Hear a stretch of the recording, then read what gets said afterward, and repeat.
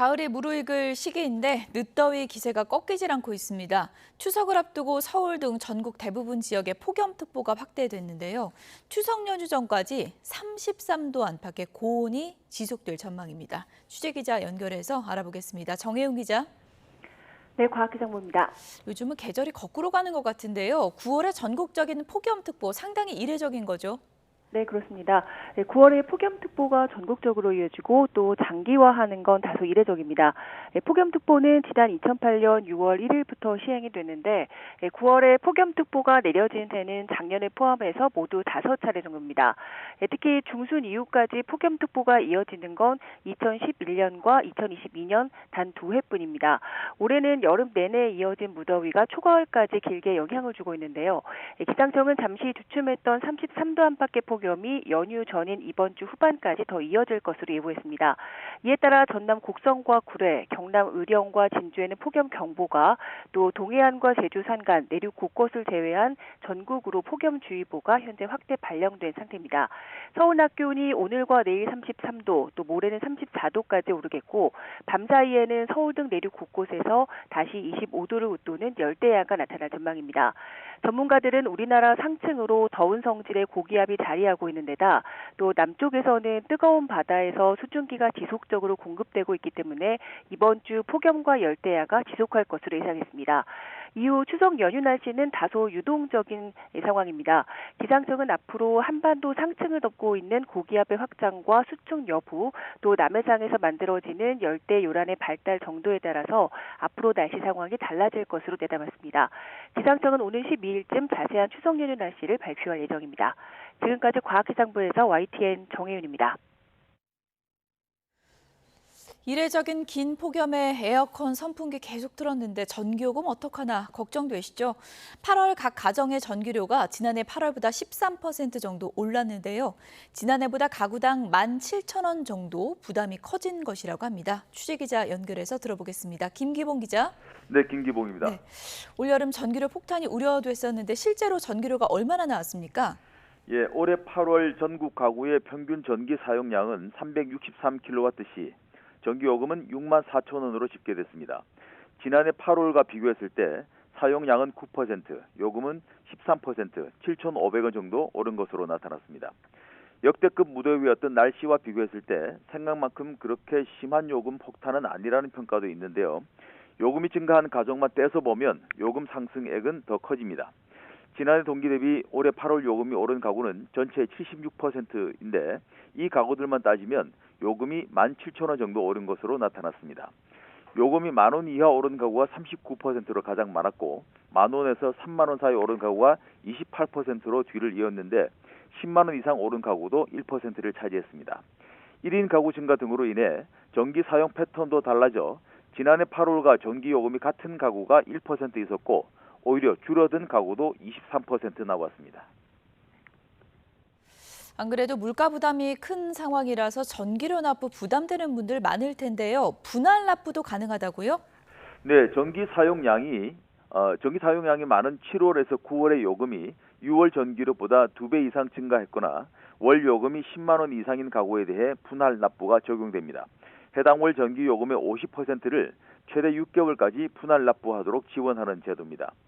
이와 함께 내가 이달에 얼마만큼의 전기를 사용하고 있는지를 실시간으로 알 수 있도록 하는 서비스도 있는데요. 한전 홈페이지인 한전온이나 아파트 월패드 등을 통해 확인이 가능합니다.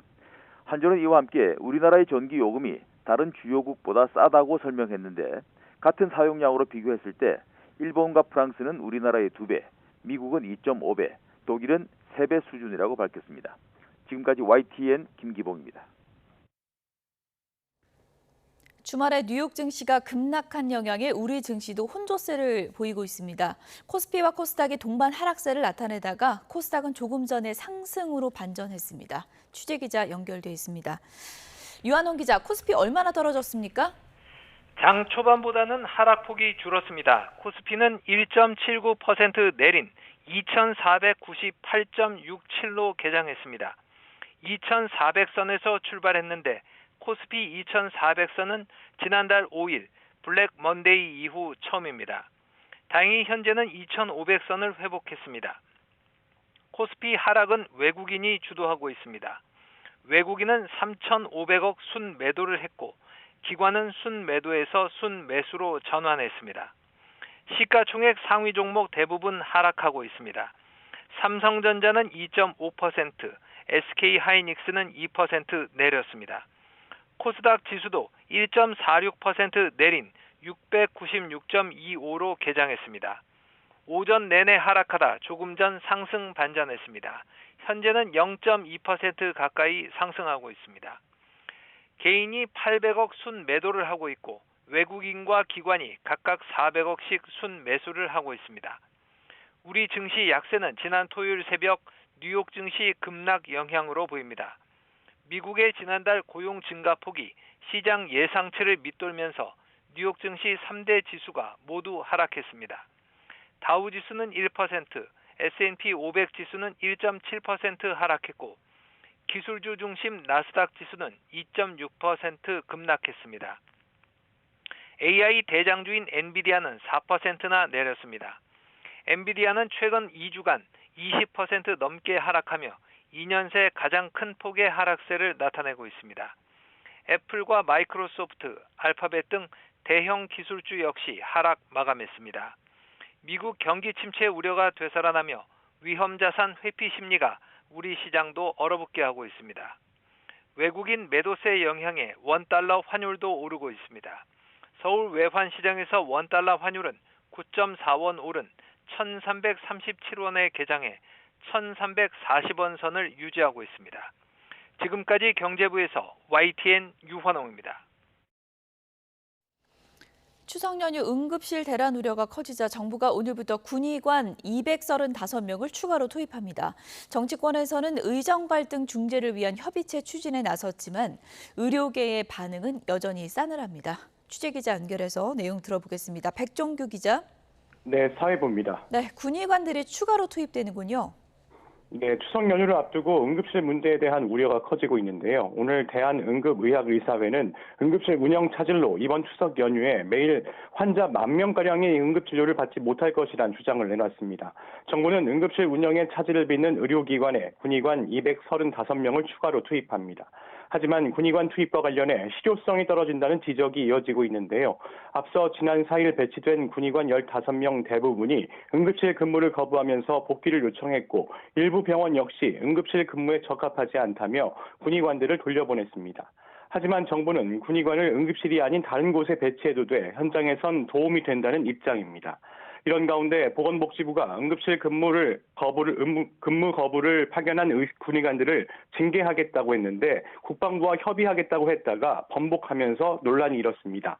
어제 복지부는 군인 근무지 명령 위반에 따른 징계 조치 등을 국방부와 협의하겠다고 했는데 국방부는 이 같은 요청을 받지 않았고 징계도 검토하고 있지 않다며 엇갈린 입장을 내놨습니다. 이후 보건복지부는 징계 조치 협의는 사실과 다르다며 앞선 발언을 철회했습니다. 징계 조치 논의 검토를 없던 일로 하겠다는 건데 의료계는 거세게 반발하고 나섰습니다. 대한의사협회는 의료 사태를 해결하는 노력은 하지 않고 땜질식 명령과 협박을 남발하고 있다며 정부는 정신을 차리고 의료 대란 해결을 위한 여야정의 단일 대책을 먼저 내놓아야 한다고 강조했습니다.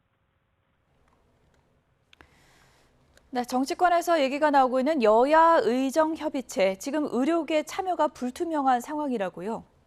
네, 정부 여당이 제시한 여야 의정협의체 구성과 관련해 의료계의 반응은 여전히 싸늘합니다.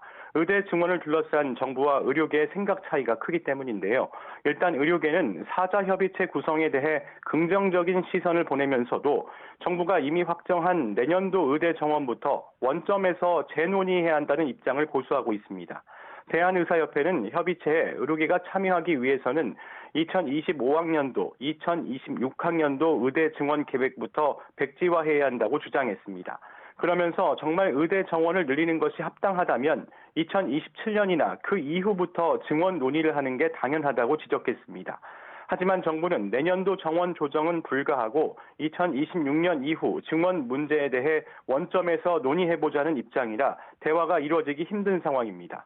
이처럼 의대 증원을 놓고 정부와 의료계의 입장이 평행선을 달리고 있는 가운데 당장 오늘부터 내년 대입 수시 모집 원서 접수가 시작됐습니다. 내년도 의대 정원 4,610명 가운데 67%가량인 3,118명을 수시로 뽑게 돼 있는데 교육부는 수시가 시작이 된 만큼 2025학년도 증원은 원점 재검토가 불가능하다고 설명했습니다. 지금까지 사회부에서 YTN 백종규입니다. 네, 조금 전에 들어온 속보 전해드리겠습니다. 온라인 플랫폼 팀F 정산 지원 사태와 관련해서 큰 피해가 발생한 것과 관련해서 오늘 당정이 재발 방지를 위한 입법 방향을 논의하는 협의회를 열었고요. 이와 관련해서 지금 관련 내용이 속보가 들어왔습니다. 당정은 온라인 플랫폼 반경쟁적 4대 행위를 금지하는 입법을 하기로 방향을 정했습니다. 이 가운데는 자사 우대나 끼워 팔기, 그리고 경쟁업체 이용 방해 등이 포함이 됩니다.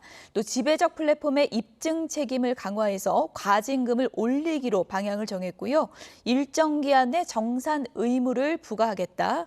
이렇게 해서 미정산 사태를 재발 방지하겠다라는 입장을 정했습니다. 또 판매 대금을 별도로 관리해서 투명성과 공정성을 강화한다는 내용도 포함됐습니다. 다시 한번 전해드리겠습니다. 온라인 플랫폼 팀F 정산 지원 사태로 막대한 피해자가 발생했는데요. 이와 관련해서 오늘 당정 협의회가 열렸고요. 반경쟁적 4대 행위를 금지하겠다는 내용의 입법 방향을 결정했습니다. 추가 내용이 들어오는 대로 다시 한번 전해드리도록 하겠습니다. 네, 여야 의정 협의체 구성을 두고 당장 여야부터 지금 물밑 신경전이 치열합니다. 국민의힘은 의료계를 기다려보겠지만 추석 전에는 협의체를 띄워야 한다는 입장이고요. 민주당은 정부의 태도 변화가 먼저 필요하다고 보고 있습니다. 국회 취재기자 연결해서 내용 들어보겠습니다. 손효정 기자. 네, 국회입니다. 네, 국회의장 주재로 여야 원내대표 회동이 오늘 오전에 진행되고 있는데요. 여야 의정 협의체 문제도 논의가 될까요? 네, 주말 동안 정책위의장 중심으로 물밑 접촉을 해왔던 여야는 조금 전부터 국회의장 주재로 회동하고 있습니다.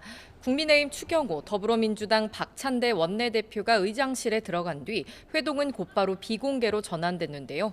이 자리에서 의료대란 우려 해소를 위한 협의체 문제도 논의될 전망입니다. 가장 중요한 쟁점은 의료계의 참여 여부인데요. 앞서 국민의힘은 의료계의 참여를 거듭 촉구하면서 전제 조건을 걸거나 의제를 제한하지 않고 대승적으로 대화하자고 제안했습니다. 지금은 해결을 위한 중재와 협의가 필요한 시점입니다.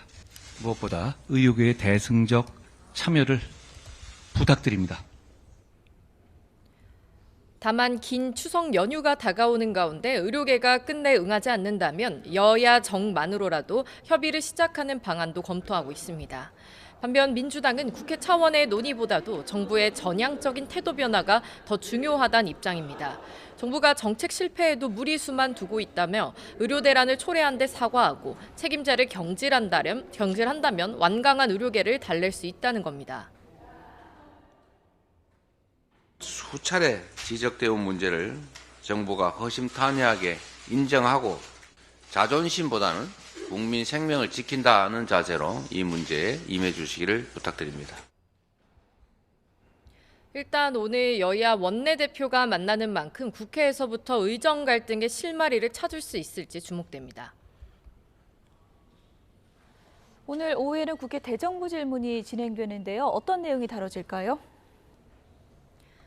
네, 오늘 정치 분야를 시작으로 국회가 나흘 동안 대정부 질문을 진행합니다. 정부의 국정 운영 전반을 두고 여야가 공방을 벌일 전망인데요. 무엇보다 최근 의정 갈등 상황과 의료 공백 사태에 대한 질의가 집중될 것으로 보입니다. 야당은 의료 대란을 초래한 정부의 책임을 질타하며 추석 연휴 응급 의료 대책을 주문할 예정입니다. 또 최근 김건희 여사 수사 상황과 최상병 사건을 고리로 특검 공세 수위를 끌어올리는 한편 야권에서 제기된 계엄 준비 의혹도 따져 물을 전망입니다. 이 밖에 역사관 논란이 불거진 정부 인사에 대한 비판도 이어질 것으로 보입니다. 반면 국민의힘도 대정부 질문에서 강경 기조를 유지하며 맞대응을 예고했습니다. 야당이 계엄 준비설과 같은 터무니없는 공세로 민생 대신 정쟁에 몰입하고 있다며 국정 난맥의 책임을 돌릴 것으로 보입니다. 원내 핵심 관계자는 YTN과의 통화에서 대표적인 공격수들을 질의에 배치해 야당이 탄핵과 청문회 등으로 국회를 혼란의 도가니로 만든 것을 따질 것이라고 설명했습니다. 또 다음 달 공직선거법 재판 1심 선고를 앞둔 이재명 대표의 사법 리스크도 부각할 예정입니다. 이런 가운데 법제사법위원회는 오늘 소위원회를 열고 김건희 여사 특검법을 심사하고 있습니다. 지금까지 국회에서 YTN 손효정입니다.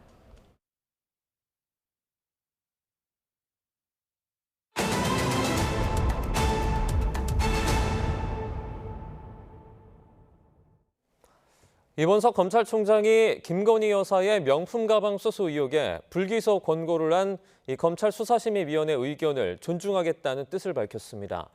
수심의 결정이 국민 법감정과 맞지 않는다는 지적에 대해서는 부적절한 처신이 곧 처벌로 이어지는 건 아니라는 점에서 검찰도 고민이 깊었다며 미흡한 법을 보완해야 한다는 말도 남겼는데요. 자세한 내용 취재기자 연결해서 알아보겠습니다. 홍민기 기자. 네, 홍민기입니다. 네, 이번석 검찰총장의 발언 자세하게 전해주시죠. 네, 지난 금요일 검찰 수사심의위원회가 명품 가방 수수 사건에 대한 김건희 여사의 모든 혐의의 불기소를 권고한 뒤 이원석 검찰총장이 처음으로 입장을 밝혔는데요. 이 총장은 어떤 결정이 내려지든 외부 민간 전문가 중에 사건을 처리하겠다는 마음을 수심이 전부터 밝혀왔다며 수심이 결정을 존중하겠다는 뜻을 밝혔습니다. 수심이 결론이 국민의 법감정에 맞지 않는다는 비판에 대해서는 윤석열 대통령도 언론을 통해 현명하지 못한 처신이라고 밝힌 것으로 안다고 오늘 뗐습니다. 그러면서 부적절하거나 현명하지 못한 처신이 곧바로 형사처벌 대상이 되는 건 아니라며 그 점에서 검찰도 많은 고민을 했다고 말했는데요. 직접 들어보시겠습니다.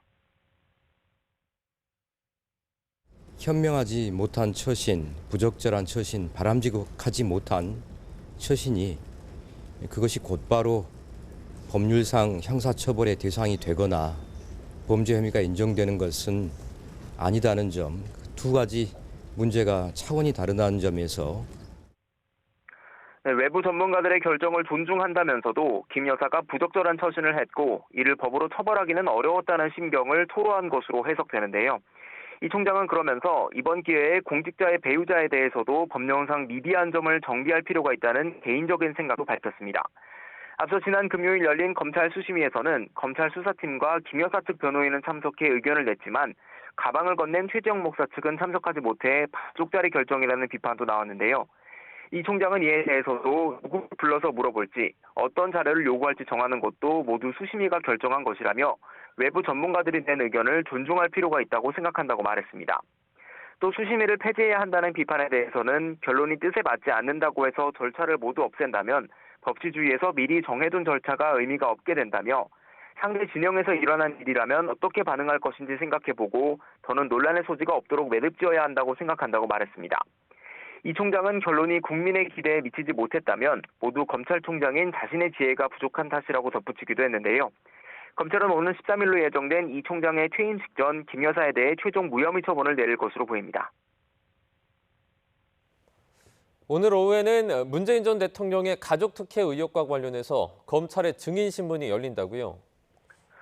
네, 그렇습니다. 서울 남부지방법원은 오늘 오후부터 전청래 행정관 신모 씨에 대해 공판 전 증인신문을 엽니다.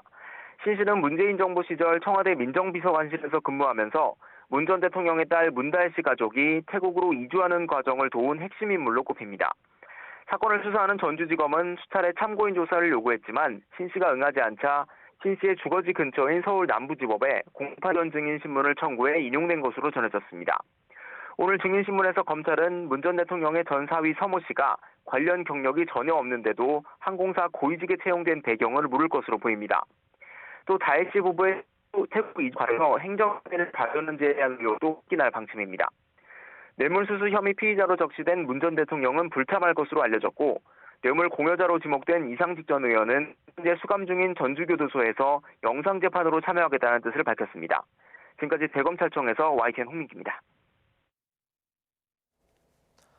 윤석열 대통령 부인 김건희 여사 연루 의혹이 제기된 도이치모터스 주가 조작 사건의 항소심 결과가 이번 주에 나옵니다. 서울고등법원은 오는 12일 자본시장법과 금융투자업 관련법 위반 등 혐의로 기소된 권오수 전 도이치모터스 회장 등에 대한 항소심 선고를 내립니다. 항소심 과정에서 검찰은 이른바 전주로 통하는 손모 씨에게 주가 조작 방조 혐의를 예비적인 공소 사실로 추가하고 징역 3년에 벌금 500만 원을 구형했습니다. 공동 정범이 아니라도 주가 조작 사실을 알면서 자금을 대고 묵인한 방조 혐의가 2심에서 유죄로 인정될 경우 또 다른 전주 의혹을 받는 김 여사 수사에 영향을 미칠 것으로 보입니다. 성매매 여성과의 성관계 영상 수천 개를 촬영을 하고 후기 사이트에 올려서 업소를 홍보한 이른바 후기 작가와 성매매 업주 등이 무더기로 적발됐습니다. 이번에 검거된 이들 중에 한 명은 성매매 후기 사이트 유명 이용자로 지식정보 사이트에도 등재돼 있었다는데요. 취재기자 연결해서 자세한 내용 알아보겠습니다. 윤현숙 기자. 네, 사회부입니다. 네, 수사 관련 상황 자세하게 전해주시죠. 성매매 여성과의 성관계 영상 수천 개를 촬영하고 후기 사이트에 올려 업소를 홍보한 이들이 구속됐습니다. 경기 남부경찰청은 성매매 영상을 촬영해 업소를 홍보하는 후기를 올린 30대 남성 A씨 등 6명을 성매매 처벌법 위반 혐의로 구속했습니다. 경찰은 A씨와 같은 이른바 후기 작가에 더해 성매매 업주와 성매수자까지 모두 20명을 무더기 적발했는데요. 이 가운데 A씨는 지난 2019년부터 5년 동안 서울, 강남 등 수도권 성매매 업소 여성들과 성관계하는 영상을 촬영한 뒤 성매매 광고 사이트에 후기 형태로 올려 업소를 홍보한 혐의를 받고 있습니다. 수천만 원짜리 카메라 렌즈와 전문가용 카메라에 더해 조명까지 갖추고 자신의 성매매 영상을 직접 촬영했는데요.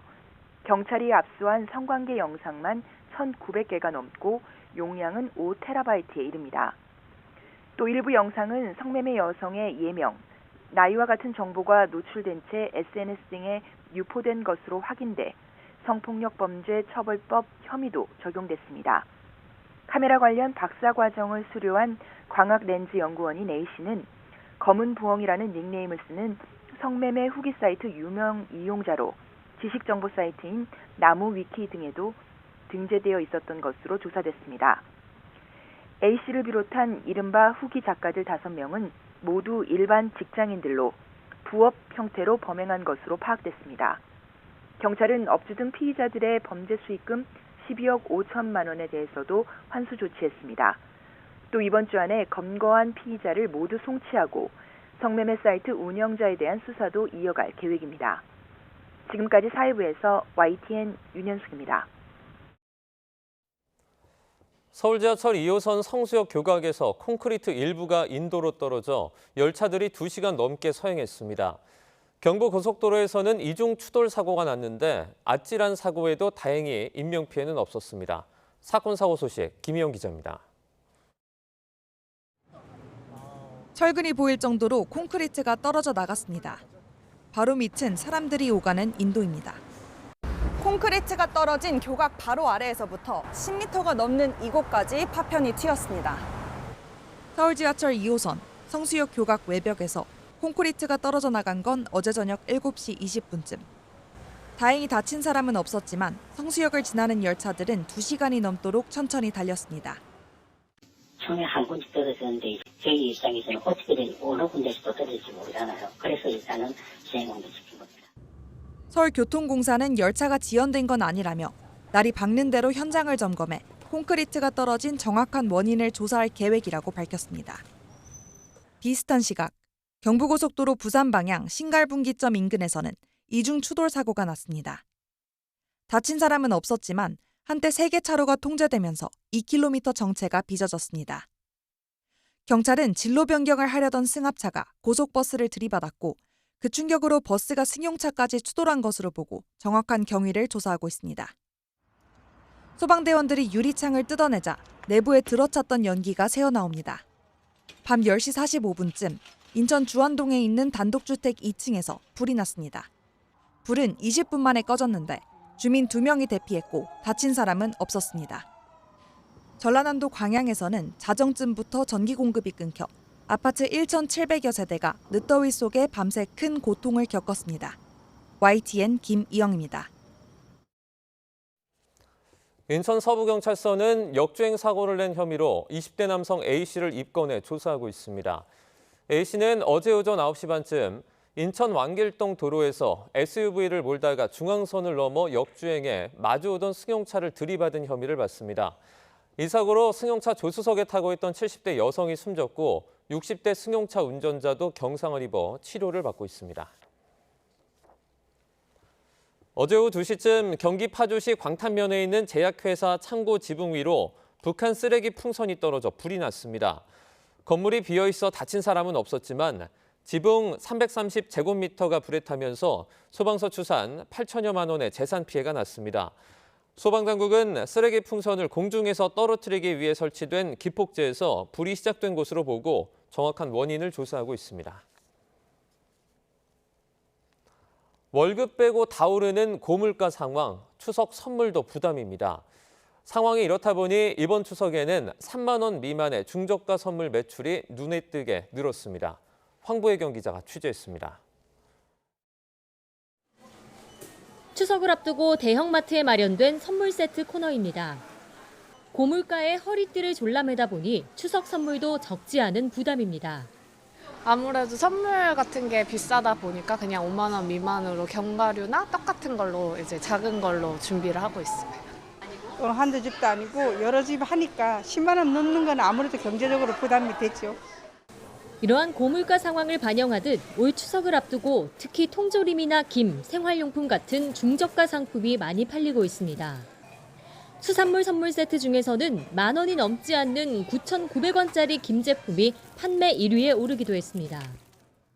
지난달 국내 한 대형마트의 예약 판매 실적을 살펴보니 5만 원이 넘지 않는 제품 매출이 1년 전보다 4% 넘게 오른 반면 10만 원이 넘는 선물 세트 매출은 하락세를 보였습니다. 또 다른 대형마트에서도 지난달 추석 선물 세트 예약 판매 매출 가운데 3만 원 미만 가격대 매출이 지난해 추석과 비교해 50%가량 급증했습니다. 하지만 일부 백화점에서는 300만 원이 넘는 한우나 7억 원대 와인 선물 세트를 선보이는 등 추석 선물 시장에서도 양극화가 두드러지고 있습니다. YTN 황보혜경입니다. 우리은행이 오늘부터 서울 등 수도권에서 유주택자 대상 주택담보대출과 전세자금 대출을 전면 중단합니다. 하지만 우리은행은 1주택자인 대출 실수요자를 보호하겠다면서 예외적으로 대출이 가능한 경우도 밝혔습니다. 먼저 결혼 예정자가 수도권에 주택을 구입 임차하는 경우와 신청 시점으로부터 2년 안에 주택을 상속받은 경우에는 주택담보대출과 전세자금 대출이 모두 가능합니다. 또 수도권 지역으로 직장을 옮기거나 이혼 소송 중인 경우 본인이나 가족이 1년 이상 치료를 위해 수도권 병원 통원이 필요한 경우 등에는 유주택자라고 하더라도 우리은행에서 전세자금 대출을 받을 수 있습니다. 민간 임대아파트 입주민들이 전세 보증금을 돌려받지 못해 큰 피해를 본 사례 최근 YTN에서 보도해 드렸는데요. 기업이 20년까지 임대할 수 있는 장기 임대주택 도입 방안을 정부가 내놨는데 임차인을 보호하기 위한 안전장치가 필요하다는 지적이 나오고 있습니다. 김기수 기자입니다. 살던 아파트에서 전세 보증금을 돌려받지 못해 이사를 포기하고 계약금 1,500만 원까지 날린 A씨. 이사갈 집에 계약금에다 잔금까지 치러 관리비를 이중으로 내는 B씨. 충남 예산의 한 민간 임대아파트에서 이처럼 전세 보증금을 돌려받지 못한 주민은 100여 세대, 피해 금액은 200억 원이 넘습니다. 임대인인 건설사 측이 퇴거 신청 때는 아무 말 없다가 계약 종료 직전에야 보증금을 줄 수 없다고 통보한 겁니다. 큰 건설 회사고 해서 전혀 돈을 못 줄 것이다라는 생각을 못했죠. 뭔가 사기당한 느낌이고, 왜냐하면 퇴거 점검 때문에 저희가 등기받기 바로 전날도 회사랑 통화했는데, 이 건설사는 광주광역시의 민간 임대아파트 80여 세대에도 전세금을 돌려주지 못하고 있습니다. 건설사 측이 밝힌 미반환 이유는 건설부동산 경기 침체로 현금 유동성이 막혔다는 것. 건설사를 믿고 입주한 민간 임대아파트도 안심할 수 없는 겁니다. 최근 4년간 민간 임대아파트 보증사고가 난 곳은 3,700여 세대. 2022년부터 매년 증가 추세로 올해 7월까지 발생한 건수만 해도 지난해 전체 규모를 넘어섰습니다. 임대업자에게서 보증금을 돌려받지 못한 경우 주택도시보증공사를 통해 환급받는 방법이 있지만 절차에 여러 달이 걸려 입주민이 피해를 안을 수밖에 없는 구조입니다. 때문에 입주민 보호를 위해선 건설사에서 관련 유보금을 확보하거나 전세금 반환에 관한 정보를 임차인에게 사전에 알릴 수 있는 제도적 장치 등이 보완책으로 제시됩니다. 일정 부분의 유보금을 적립해서 조금 새로운 임차인을 구하지 못했을 때 나갈 때 좀 지불을 할 수 있는 유보금을 좀 갖고 있다든가 법인에 대한 좀 상황 같은 거를 알 수 있는 정보 제공에 대한 부분이 좀 필요할 것 같아요. 임대료 규제 완화와 세제 혜택을 통해 민간 임대 시장의 기업을 끌어들이겠다며 정부가 발표한 20년 장기 임대주택 도입 방안 역시 안전장치가 필요하다는 지적이 나옵니다. 기업이 참여하는 만큼 대규모 보증사고 위험도 커질 수 있어 재무 건전성 등을 면밀하게 살펴야 한다는 겁니다. 얼마만큼 자금력이 좋은 기업들이 들어오느냐가 관건 아니겠습니까? 그 기업들이 사업을 할 때 임차인들도 안정적으로 거기에서 장기 임대도 하고 특히나 임차인들 같은 경우는 본인의 주거 불안 이것으로 바로 직접적으로 연결되기 때문에 입주민 입장에선 상대적으로 안전하게 느끼는 임대 아파트에서도 보증사고 우려가 커지면서 임차인 보호 대책 마련이 시급한 상황입니다. YTN 김기수입니다.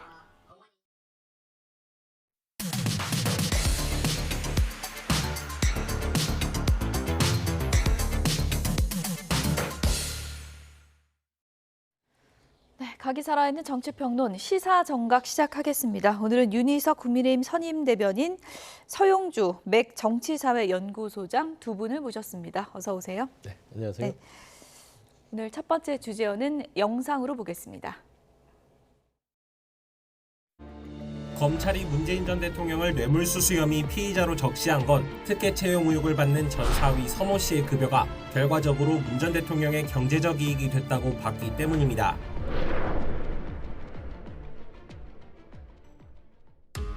이재명 대표가 신임 최고위원들과 함께 문재인 전 대통령을 찾았습니다. 40분가량 비공개 회동 뒤 평산 책방 방문으로 이어졌습니다. 우리 대통령님 쓰신 책인데 우리 시민 당직자 여러분 잘 읽고 또 민주당도 발전하고 나라 발전할 길을 잘 찾아주시기 바랍니다. 제 것도 하나 사주세요. 대통령님 한 말씀 부탁드리겠습니다. 지금 외교, 안보, 국방, 보훈 좋지 않다고 생각하고 과거 정부보다 많이 퇴행을 하고 있다고 생각하기 때문에 회고록을 좀 먼저 남길 필요가 있다고 생각을 했습니다.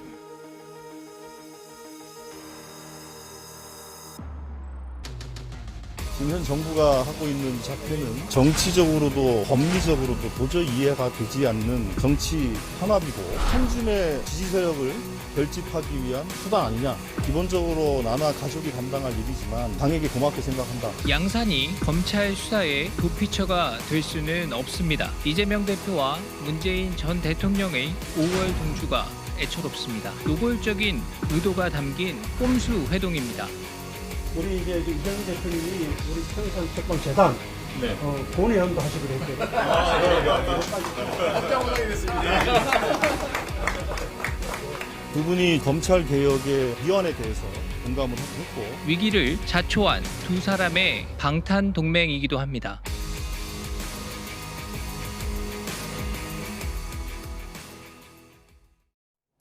네, 손을 맞잡은 이재명 대표와 문재인 전 대통령의 모습을 보셨습니다. 원팀이 된 겁니까? 어떻게 됩니까? 예. 저런 영상, 사진 많이 있었잖아요. 지금 이재명 대표가 평산마을 간 게 뭐 한두 번이 아니기 때문에. 그런데 이제 저런 모습을 보면서 아마 국민들께서 많은 생각하실 겁니다. 왜 뭐만 하면 저기 가서 손잡고 뭐 앞치마 두르고 저런 일을 하느냐. 뭐가 있으니까 갔겠죠. 두 분 생각하는 어떤 본인들의 처지가 같다고 생각하니까 저런 이벤트를 또 벌여서 저런 일이 계속 반복되고 있다. 국민들께서 다 판단하실 거라고 보고요. 너무 잦습니다. 저런 회동이. 저는 그렇게 봅니다. 예, 너무 잦다라고 하셨는데 네. 지난 2월에도 평산 갔었잖아요. 그렇죠. 이재명 대표가. 근데 연이 확정되고 이번에 이제 다시 간 건데 지난 2월과는 분위기가 사뭇 달랐다. 이런 얘기들이 들리더라고요. 당시에는 이제 뭐 총선의 공천 과정도 있었고요. 그러니까 정치가 상황이 얘기해 주는 거 아니겠습니까? 그때 상황에 따라서 다르다 그러고 그래서 정치를 생물이라고 하는 것이죠. 그렇기 때문에 이제 지금 상황 자체에 있어서는 이재명 대표가 연임을 하고 나서 문재인 전 대통령을 예방하는 것은 그때 공천 과정에서 여러 가지 친문 계열의 어떤 의원들이 공천 학살이라는 이름하에서 좀 사라졌던 부분들은 분명히 좀 뭐 서운함이 있지 않았을까 생각이 됩니다. 하지만 이제 또 다시 새롭게 시작하는 차원에서는 이재명 대표도 연임의 부담을 결국에는 문재인 전 대통령과 봉화마을을 찾아서 조금 더 외연 확장을 하려고 하는 것이고, 그러니까 중도 외연 확장이라는 게 외부적인 확장도 있지만 내부적인 확장도 필요하거든요. 이재명 대표에게는 대권으로 가기 위해서는. 그런 의미에서는 민주당 내의 정치적 자산은 문재인 전 대통령을 무시할 수는 없는 것이고, 봉화마을에 있는 노무현 전 대통령을 무시할 수 없는 거 아니겠어요? 저는 그런 측면에서 찾아서 이야기를 했다고 하기 때문에 뭐 자주만 한다라고 하는 평은 조금은 좀 비판이면 비판 같고요.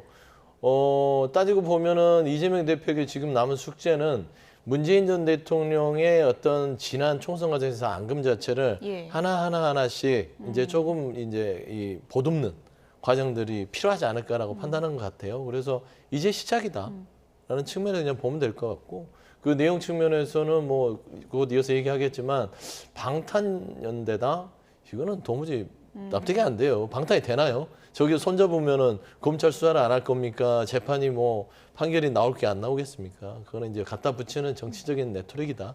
그래 판단이 됩니다. 명문연대냐 방탄연대냐 뭐 이름 짓기 나름이겠지만 어쨌든 두 사람의 만남에서 나온 내용들을 보면 조금 전에 그래픽 다시 한번 좀 보여드릴까요? 이재명 대표는 문 전 대통령 수사 이거 내가 봐도 정치 탄압이다 이렇게 얘기를 했다고 하고요. 한 줌의 지지 세력 결집을 위한 수단이다 이렇게 얘기했다고 전해지고 있습니다. 문재인 전 대통령은 민주당이 재집권을 준비해야 한다면서 이런 표현을 썼어요. 준비 안 된 대통령이 집권해서 아주 혼란스럽다 이렇게 얘기를 했다고 합니다.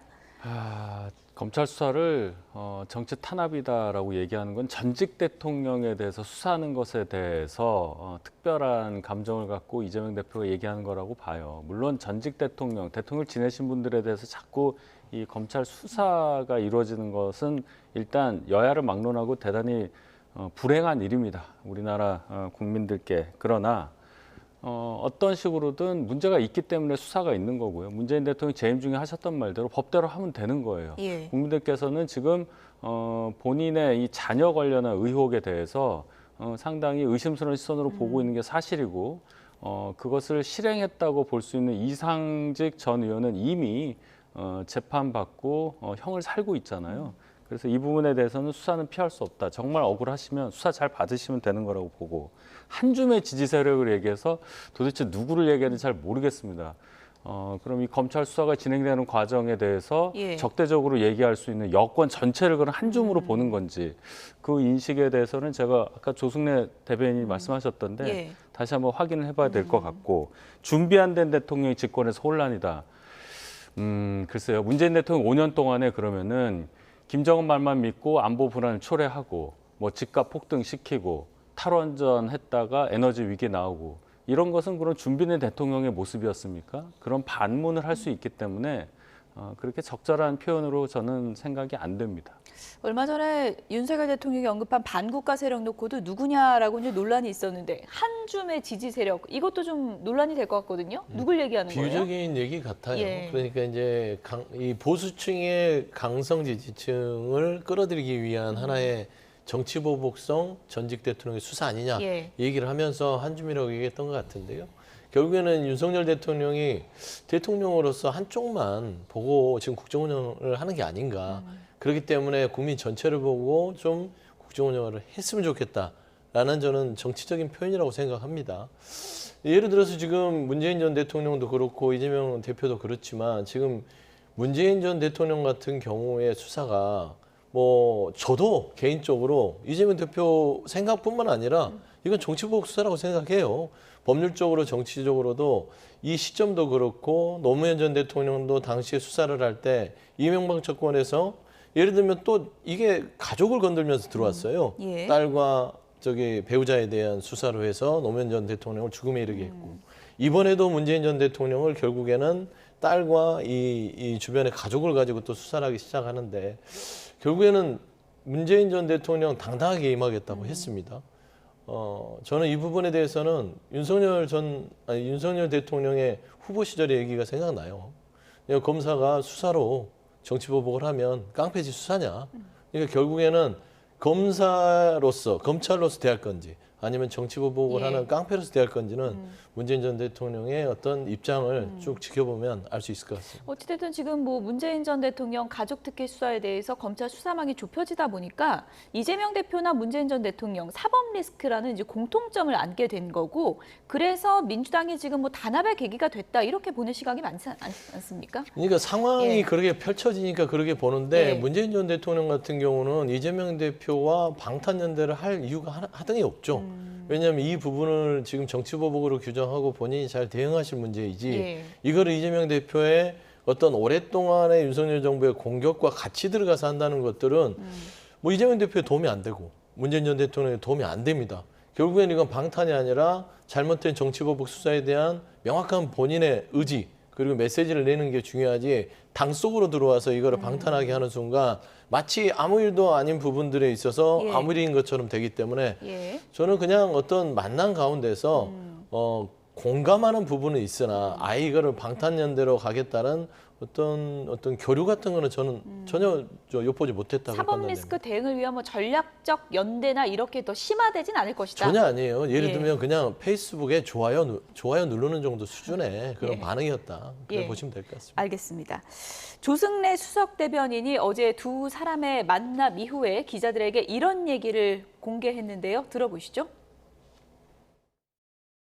재집권을 위해서 지지층의 기반을 좀 넓히는 작업들을 했으면 좋겠다. 부산, 울산, 경남 같은 경우 특별히 지난 총선에 45% 정도의 특히 부산 같은 경우 득표를 보였는데 당이 조금 더 관심을 갖고 활동한다면 더 큰 지지를 받게 될 것이다 이런 말씀을 하셨고요.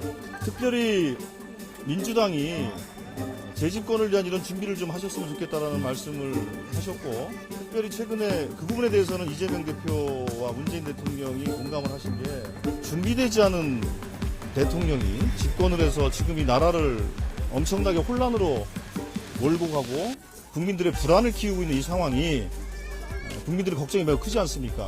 이 부분에도 공감을 하셔. 그렇기 때문에 민주당은 정말로 잘 준비를 해서 했으면 좋겠다라는 말씀을 하셨습니다. 네, 이재명 대표와 문재인 전 대통령이 함께 만난 자리에서 재집권, 이 키워드를 얘기를 했다고 합니다. 재집권, 이 시나리오면 이재명 대통령, 이 시나리오를 두 사람이 공통적으로 떠올린 걸까요? 어떻게 봐야 될까요? 문재인 대통령이 만약에 그 부분을 염두에 뒀다면 이재명이라는 단어가 그 문장 속에 나왔어야 된다고 저는 봐요. 문장에 그게 빠진 겁니까? 저는 그렇게 봅니다. 민주당 재집권이라고 그랬지 민주당 재집권이 이재명으로 실현된다 이런 식의 뉘앙스는 전혀 없었어요. 그거는 민주당 출신 전직 대통령으로서 당연한 얘기입니다. 그냥 누가 들어도 당연한 얘기를 한 건데 거기에 큰 의미를 부여할 필요는 없다. 오히려 이재명 대표를 만난 자리에서 이재명 대표를 언급하지 않았던 것 자체가 의미가 있다고 저는 생각을 하고요. 부울경 얘기를 하셨다고 하는데 지난 총선 한번 생각해 보세요. 부울경에서 저희 당 성적이 그래도 괜찮았던 이유 중에 하나는 부울경 그 지역에 거주하고 있는 문재인 대통령의 선거운동이 저에게 어떤 면에서는 도움을 줬다 이런 평가도 있기 때문에 그 부분도 잘 살펴서 해석을 할 필요가 있다고 저는 생각합니다. 재집권 얘기했다 그러면 이재명 대표 해석은 조금 다를 것 같은데 두 분이 뭐 동상이몽일 수도 있다 이렇게 봐도 되는 겁니까? 그러니까 이제 해석의 영역인 것 같아요. 해석의 이재명 영역이요? 대표는 그렇지 나에게 힘을 실어주는구나 그럴 것이고, 이 말을 민주당 재집권의 말을 하기 전에 또 다른 말들이 뭐냐면 이재명 대표가 이번에 연임을 하고 나서 당이 하나의 단합된 모습으로 똘똘 뭉치는 모습이 보기 좋다라는 어떤 좀 선제 조건이 있었기 때문에 이 맥락과 연결을 지으면 민주당의 재집권은 당사자가 이재명 대표가 될 수 있는 말로 해석이 충분히 가능하지요. 그래서 물론 이제 민주당 재집권 각 당의 공이 그럴 겁니다. 이건 시간의 문제가 아니라 정당이라는 건 집권에 대한 플랜을 세워야 되는 건 당연한 것이고요. 그다음에 지금 윤석열 정부에 대해서 3년은 너무 길다라고 하는 국민들이 많았다고 판단하는 것인데 결국에는 재집권 플랜 저 얼마 남지 않았습니다. 희년 한 10개월 정도 남았다고 봤을 때는 지금부터 시작하는 것들이 마땅한 뭐 대답이기 때문에 큰 의미를 둘 필요는 없다. 그렇게 생각합니다. 부울경에 좀 더 신경 써야 된다. 이 얘기는 문재인 전 대통령이 본인의 좀 그 정치력을 좀 과시하고 싶은, 입증하고 싶은 그런 또 생각도 있는 걸까요? 어떻게 보십니까? 문 전 대통령 같은 경우 대통령 하셨는데 더 이상 뭘 뽐낼 게 뭐 있겠어요. 대통령 한번 했으면 됐지요. 그러니까 제 생각에는 이번에 총선 과정에서의 불경 성적에 대해서 아쉬움을 가지고 있으신 것 같아요. 지금 부산에 한 명입니다. 이번에 총선에 민주당이 되신 분이. 그러니까 전체적인 이번 총선에서의 흐름을 봤을 때는 불경에서 소개 성과를 거둘 수 있었음에도 불구하고 예. 어떤 보수층의 결집, 여러 가지 요인이 있겠지만 예. 그런 상황에서 좋지 않은 결과가 있었기 때문에 예. 대권에 대한 지지권을 대권에 대한 어떤 그런 플랜을 짰을 때는 예. 불경을 놓치고서는 이번 재집권에 대한 부분들이 굉장히 멀어질 수 있기 때문에 불경에 조금 더 신경 써라 라는 어떤 좋은 정도의 수준의 말이 아닐까 그렇게 예. 좀 판단이 됩니다. 서영주 소장님이 뭐 아까 예를 들어서 SNS 좋아요 정도의 그런 만남이다라고 이제 뭐 얘기는 해주셨는데 어쨌든 지지층에게는 저 두 분이 만나서 뭐 윤석열 정부를 비판하고 또 검찰 조사를 비판하면서 어떻게 보면 지지층에게는 정치 수사라는 프레임을 좀 공고화할 수 있는 그런 또 상징적인 장면이라고 보는 시각도 있거든요. 네, 그렇게 볼 수가 있죠. 그것 때문에 가신 거라고 저는 보는데 그게 좀 어색하지 않습니까? 저렇게 한 명도 아니고 여러 명이 가서 저렇게 마주 앉아서 얘기하는 장면이 너무 자주 나온다. 제가 자주라는 표현을 들은 것은 두 분의 뿌리가 다르다는 거를 그냥 보여주는 것 같아요. 자주 만난다고 해서 물론 안 될 리는 없겠습니다만은 어떤 근본적인 차이를 해소할 수 있을 만한 일들이 선행되지 않고서 물리적인 만남만 이어가는 것이 얼마나 의미가 없느냐. 지금 저 화면에도 나오지만 저렇게 여러 명이 무슨 졸업사진 찍는 것처럼 저렇게 팔 들고 박수 치고 저게 무슨 의미가 있냐는 걸 생각해 봐야 됩니다. 이미 지난 총선 때 공천 과정을 통해서 저 두 분이 뿌리가 다르고 생각이 다르다는 것이 국민들께 다 알려졌기 때문에 예. 저게 무슨 의미가 있을까? 저는 그런 시각으로 해석하는 것도 분명히 필요하다고 강조하고 싶습니다. 네.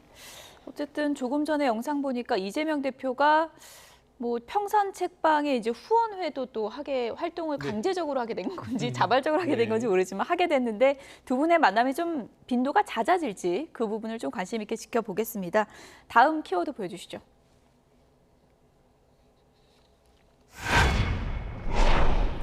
현명치 못한 처신이 곧바로 형사처벌 대상이 되는 것은 아니다. 이원석 총장이 오늘 아침 출근길에 밝힌 입장입니다.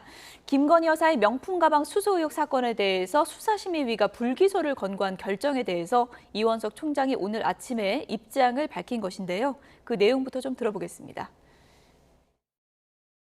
저는 수사심의위원회의 구성부터 운영, 결정과 공보까지 일체 관여하지 않고 수사심의위원회에서 독립적으로 결정하도록 독립성을 보장을 했습니다. 대통령께서도 김건희 여사에 대해서 언론을 통해서 현명하지 못한 처신이라고 언급하신 것으로 알고 있습니다. 그러나 현명하지 못한 처신, 부적절한 처신, 바람직하지 못한 처신이 그것이 곧바로 법률상 형사처벌의 대상이 되거나 범죄 혐의가 인정되는 것은 아니다는 점, 두 가지 문제가 차원이 다르다는 점에서 저희들도 많은 고민을 했습니다. 그래서 검찰의 결론만이 아니라 외부 민간 전문가들의 수기를 거쳐야겠다라는 판단을 하게 된 것입니다. 국민들께서 보시기에 기대에 미치지 않았다고 한다면 그것은 모두 검찰총장인 제 지혜가 부족한 탓입니다. 다만 외부 전문가들의 의견에 대해서는 우리가 존중해 줄 필요가 있다라고 생각을 합니다. 네, 이원석 총장 이제 며칠 뒤면 임기를 마치게 됩니다. 김건희 여사 명품백 수수 사건 관련해서 이것은 내가 마침표를 찍고 임기를 마치겠다 이렇게 이제 공언을 했었고요. 수사심의위원회 이제 결론 나왔는데 네. 결론적으로 보면 이원석 총장의 그 수심이 직권으로 넘긴 선택이 뭐 어떤 선택이었다고 볼 수 있는 걸까요? 결론적으로는 김건희 여사, 대통령 배우자의 김건희 여사를 봐주기 위해서 종지부를 찍어줬다. 수사심의까지 다 끝난 사건입니다. 더 이상 딴지 걸지 말아주십시오. 라는 것을 하는 것이고 이원석 총장 보면은 현명하지 못한 처신을 하신 것 같아요. 제가 봐서는. 검찰총장으로서. 예를 들어서 본인은 뭔가 검찰총장으로 법과원칙에 따라서 검찰을 지켜가고 국민 눈높이에 맞는 것처럼 하는데 말뿐이잖아요. 지금 9월 13일 날 퇴임을 앞뒀는데 저 무슨 말을 하든 무슨 소용이 있겠습니까? 그 직에 있을 때 본인이 말이 아니라 행동으로 옮겨야죠. 그러니까 결국에는 예전에 뭐 유명한 우리 이 김대중 대통령도 행동하지 않는 양심은 죄악이다. 결국에는 말뿐인 저런 총장의 어떤 지금 태도들은요 죄를 진 거예요. 검찰에 있어서. 그래서 수심위는 넘긴 것 자체는 그것도 뭐 잘못된 결정이라고 저는 좀 더 보십니까? 박하게 얘기하면 예. 그냥 국민 눈속이 많은 거죠. 뭔가 본인은 검찰이 뭔가 다르다. 권력 앞에 고개 숙이지 않는다라는 것을 보여주긴 했으나 행동은 하나도 따르지 않았잖아요. 결과적으로. 그래서 수사심의에서 만장일치로 김건희 여사는 무혐의입니다. 라는 부분들을 확인해 준 결과가 됐기 때문에 뭐 이윤석 총장 어떤 말이든 간에 저는 내용 자체를 보면서 차라리 저런 말 하지 말지. 예. 굉장히 본인은 바르고 정직한 검찰총장으로 마무리를 하고 싶구나 라는 건데 속내와 결과는 그냥 권력 앞에 조아린 검찰총장이었을 뿐이다. 예. 라고 좀 비판할 수밖에 없습니다. 오늘 언론에서 가장 주목한 발언은 이 발언인 것 같습니다. 현명하지 못한 처신이라고 해서 곧바로 형사처벌 대상이 되는 것은 아니다. 이 발언인 것 같던데요. 그렇죠. 이원석 총장이 핵심을 그대로 얘기한 거죠. 현명하지 못한 처신이라는 그 말은 윤 대통령이 하신 말씀이잖아요. 법의 잣대로 그러면 현명하지 못한 처신에 대해서 평가할 수 있고 뭔가를 실행할 수 있느냐. 법은 또 다르다. 이 얘기를 한 겁니다. 지금 이원석 총장이 그동안 보여줘왔던 행동과 말에 대해서 서영주 부대변인이 많이 비판을 하셨는데 예. 검찰총장 입장에서는 뭔가 그래도 국민들께 공정한 수사 과정을 보여드리기 위해서 많이 노력했다고 저는 생각을 합니다. 수사심의위원회에 이것을 넘긴 것도 저는 그러한 의지 표현을 한 것이라고 보고요. 수사심의위원회 결과까지 총장이 관여할 수 있는 건 아니기 때문에 예. 오늘 이원석 총장의 말은 그대로 검찰에서 할 수 있는 부분이 없다는 것을 표현한 거로 저는 보고 이원석 총장 개인에 대한 비판은 있을 여지가 없는 상황이라고 저는 판단합니다. 예. 이원석 총장이 이제 뭐 본인이 직접 관여한 게 전혀 없고 그래도 외부 전문가들이 모두 이제 판단을 한 것이기 때문에 존중을 해줬으면 좋겠다 이런 얘기를 했는데요. 민주당에서는 그러니까 특검이 더 필요해졌다 뭐 이런 입장인 건가요? 어떻게 볼 수 있는 겁니까? 그렇죠. 그러니까 누가 보더라도 검찰의 이 수사 결과 김건희 여사가 디올 명품백을 받은 영상이 있음에도 불구하고 검찰이 김건희 여사를 특정 장소에 가서 핸드폰을 압수가 아니라 반납을 하고 나서 출장 조사를 했던 부분 그리고 나서 무혐의 송경호 수사팀이 날아가고 나서 이창수 지검팀이 오면서 1년의 과정들 절차와 과정이 결국에는 뭔가 투명하지 않고 공정하지 않잖아요. 그때 이미 특검이 필요한 사안이 돼버렸고요. 최고 권력자의 배우자 아닙니까?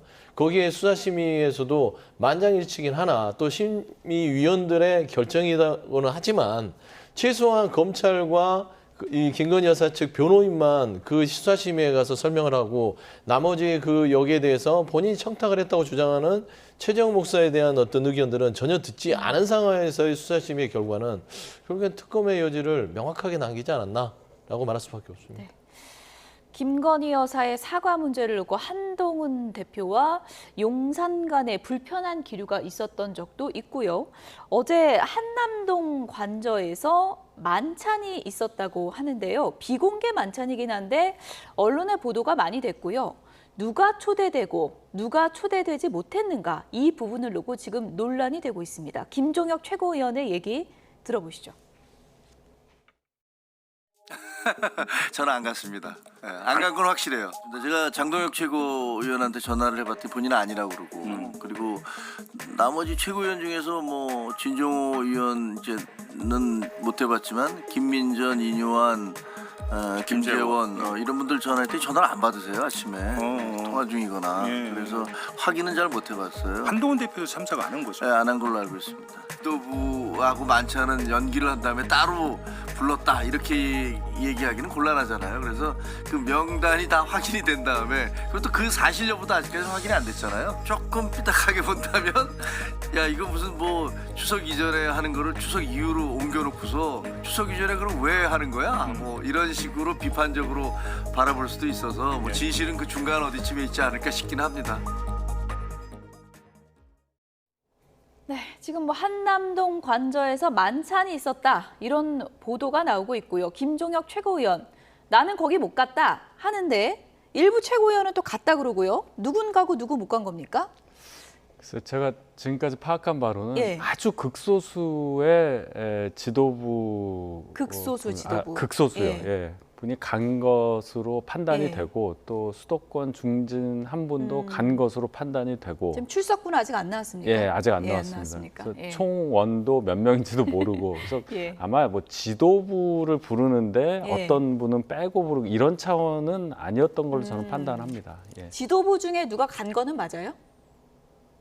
그렇게 판단이 됩니다. 아, 그렇게 판단이 된다고 하시는 거 보니까 누구는 간 것 같긴 한데 그렇죠. 누군 어쨌든 갔겠죠. 이 만찬이 어떤 성격인지 아직 정확히 확인이 안 됐기 때문에 단정적으로 얘기할 수는 좀 없는 것 같고요. 어쨌든 지금 당정 간에 추석 전 만찬이 취소된 상황이라서 더 주목을 받고 있는 것 같아요. 그렇죠. 그러니까 이게 어떤 경우든 간에 의도가 있든 말든 한동훈 대표를 윤석열 대통령이 좀 껄끄러하든 어쩌든 간에 그동안의 윤석열 대통령의 어떤 스타일들이 여기에서 드러나는 겁니다. 아니 대통령이 비공개회동 할 수 있죠. 그리고 그냥 특정 몇 명만 불러서 마음 편하게 식사하실 수 있고 뭐 술 한잔 하실 수 있죠. 근데 뭐냐면 지금 한동훈 대표와의 어떤 껄끄러운 상황에서 본인이 조금 그 어린애같이 좀 판단하잖아요. 만찬 취소하고 연찬회 안 오고 이런 부분들을 보면서 국민들이 아 이번에도 그냥 한동훈 대표 그냥 보기 싫어서 좋아하는 사람만 불러서 먹었나 보다 라고 오해를 한다는 건 결국엔 대통령의 스스로의 이미지가 이렇게 고착화 되고 있는 겁니다. 개선하셔야 돼요. 이렇게 딱 보시면은 되게 건장하시고 이렇게 품도 넓을 것처럼 보이는데 너무 이만하시잖아요, 마음이. 그래 보이는 것은 국민한테 좋을 게 없다라는 것이고 저는 지금 한동훈 대표가 뭐 지도부의 어떤 회동 자체를 몰랐다는 것은 공식적인 지도부 회동 아닌 것 같아요.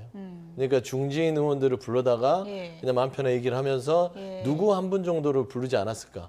그러지 않고서 최소한 지도부를 부르는데 이거 뻔히 드러날 얘기인데 한동훈 대표를 뭐라자면 왕따시킬 이유는 없지 않겠습니까? 지금 의정 갈등 부분에 있어서 당하고 협력도 해야 되는 상황이기 때문에 그래서 저는 조금 이거는 대통령의 이미지의 문제이기 때문에 이 부분에 대해서는 개선할 필요가 있다. 그 정도 좀 말씀드리고 싶습니다.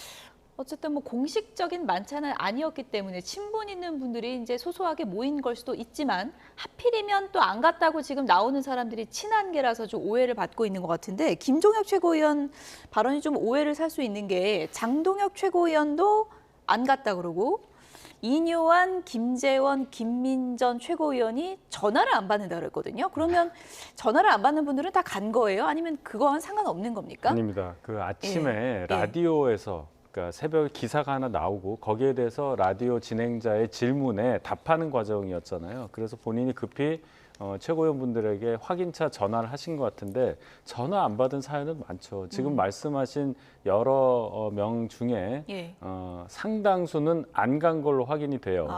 그렇기 때문에 제가 그러니까 최고위원 중에 안 간 분들이 더 많은 거네요. 제가 그래서 가신 분이 극소수라는 말을 썼잖아요. 극소수는 한 명도 됩니다. 그러니까 아예 안 갔다고 볼 수는 없는 상황이지만 이것이 어떤 지도부를 불러서 또는 중진 의원을 불러서 하는 만찬이었는데 거기에 한동훈 대표 또는 한동훈 대표와 가까운 사람들 뺐다 이런 식의 해석은 굉장히 무리하다. 그건 아니다. 저는 그렇게 말씀드리고 싶습니다. 참석한 그 극소수 한 분도 오늘 중에는 언론에서 좀 취재가 될 것 같아요. 아마 그럴 것 같습니다. 어떤 분이 갔는지 좀 봐야 될 것 같은데 어쨌든 뭐 만찬을 하냐 안 하냐 중요한 게 아니고 추석 전에 이 문제가 가장 중요하다고 할 수 있죠. 마지막 주제어 보겠습니다.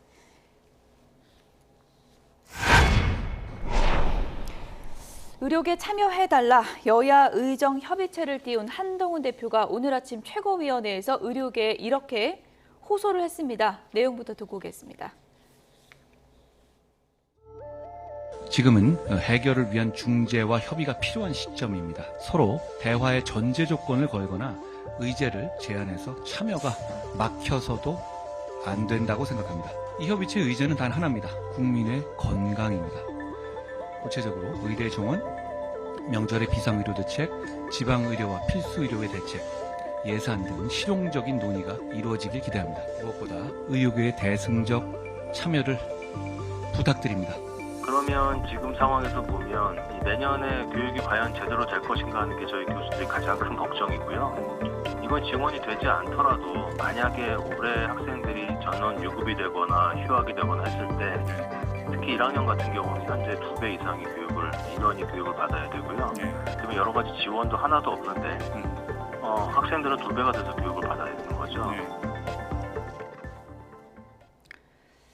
네, 2026년 유예안으로 공통분모로 여야의정 협의체가 지금 꾸려지고 있는데 의료계에서는 안 된다. 당장 내년 2025년도 백지화해야 된다. 이런 입장입니다. 지금 의료계가 참여하는 게 가장 중요한 문제인데 지금 불투명한 상황이거든요. 어떻게 그러니까 보세요? 지금 여야 의정에 대해서 그러니까 정부가 조금 물러서는 어떤 태도를 보이면서 한숨 돌릴 수 있는 계기가 마련됐지 않습니까? 그러니까 윤석열 대통령이 2,000명을 고집하는 부분들이 좀 더 일찍 됐으면 어땠을까라는 좀 아쉬움은 있으나 뒤늦게도 출발했으면 이제는 이 공은 의료계로 넘어갔습니다.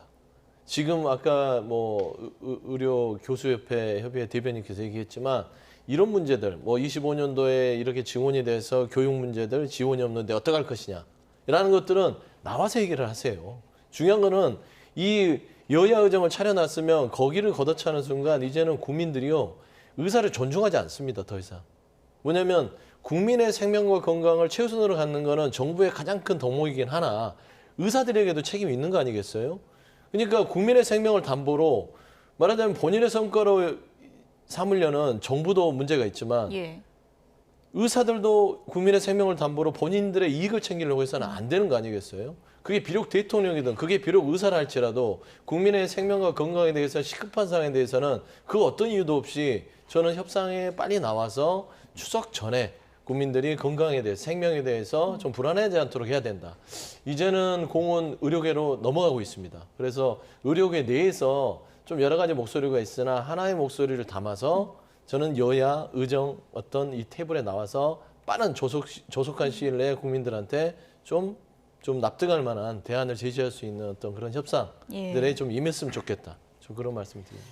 인원을 갑자기 늘려내면 교육할 교수가 없다. 의료계 입장도 뭐 이해는 갑니다만 원서 접수, 수시 원서 접수 오늘부터 하거든요. 접수하고 있는데 당장 내년부터 백지화라는 건 너무하지 않느냐 이런 또 시각도 있고요. 그렇죠. 9일 오늘부터 수시 접수니까 수험생이나 학부모 입장을 생각해 보면 지금 말씀하신 그 발언, 의협 대변이신가요? 하여튼 이분의 발언은 크게 공감을 얻기가 어렵죠. 그리고 말씀하신 게 그러면 내년에 유급된 현재 1학년과 새로 증원된 사람까지 하면 교육이 안 된다고 하셨는데 내년에 증원을 하지 않더라도 증원하면 7,500명이 교육을 받게 되는 거고요. 유급이 됐을 경우에 증원을 안 하면 6,000명이 하는 겁니다. 어차피 3,000명 할 수 있는 상황에서 의대 정원을 아예 그런 원점으로 재검토하자고 해도 입시를 치르면 2배가 되는 거예요. 그러니까 어차피 어려운 상황은 맞다. 근데 그 논리를 가지고 본인들의 주장을 얘기하는 것은 지금 이 시점에서 맞지 않다.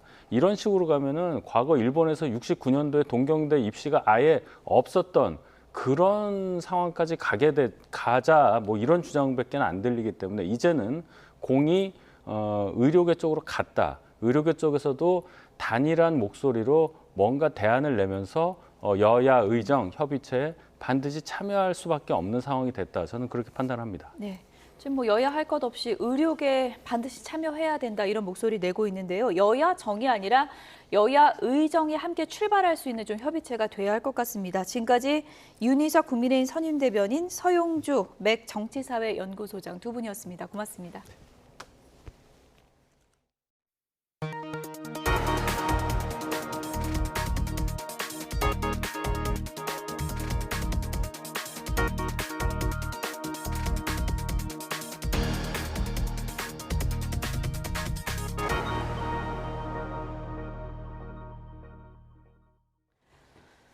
미국 대선이 2달도 채 남지 않은 가운데 주춤한 듯했던 트럼프 지지세가 회복되면서 승부 예측은 더 어렵게 됐습니다. 해리스와 트럼프가 처음으로 맞대결을 펼치는 TV 토론회의 중요성이 더욱 커졌습니다. 워싱턴에서 권종기 특파원입니다. 공화당 내 대표적인 반트럼프 인사인 리즈 체니 전 의원은 ABC 방송 인터뷰에서 레이건 전 대통령이 살아있었다면 트럼프를 절대 지지하지 않았을 거라고 말했습니다. 미국 네오콘의 상징이자 자신의 아버지인 딕 체니 전 부통령도 트럼프가 아닌 해리스를 찍을 거라며 트럼프 재선은 미국의 재앙이 될 거라고 강조했습니다. We're not going to vote for him, but we will write someone else in. Right. And I think that this time around, that's not enough. That it's important to actually cast a vote for Vice President Harris. 조지 W. 부시 전 대통령도 특정 후보를 지지할 계획이 없다며 트럼프와 거리를 뒀습니다. 이른바 정통보수의 반목에도 트럼프의 지지율은 회복세를 보이고 있습니다. 뉴욕타임스 여론조사에서 해리스와 트럼프 지지율은 47대 48로 해리스가 주로 앞섰던 8월 조사들과 차이를 보였습니다. 미 대선 족집괴로 알려진 네이트 실버는 경합주 여론조사 추세를 통해 트럼프 승산이 더 높다는 관측에 힘을 실었습니다.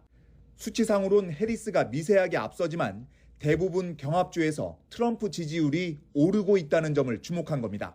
해리스 캠프도 스스로 언더독을 자처하는 가운데 코앞에 닥친 첫 TV 토론의 중요성은 더욱 커졌습니다. But it will take almost superhuman focus and discipline to deal with Donald Trump in a debate. It's because he's a master of taking any form or format that is on television and turning it into a show that is all about him. 미국 유권자 28%는 해리스에 대해 더 알아야 한다고 답한 반면 트럼프에 대해서는 9%만 같은 답변을 해 토론에서 부담감은 해리스가 더 클 전망입니다. 워싱턴에서 YTN 권준기입니다. 핫한 이슈를 전문가에게 묻습니다. 이슈콜입니다.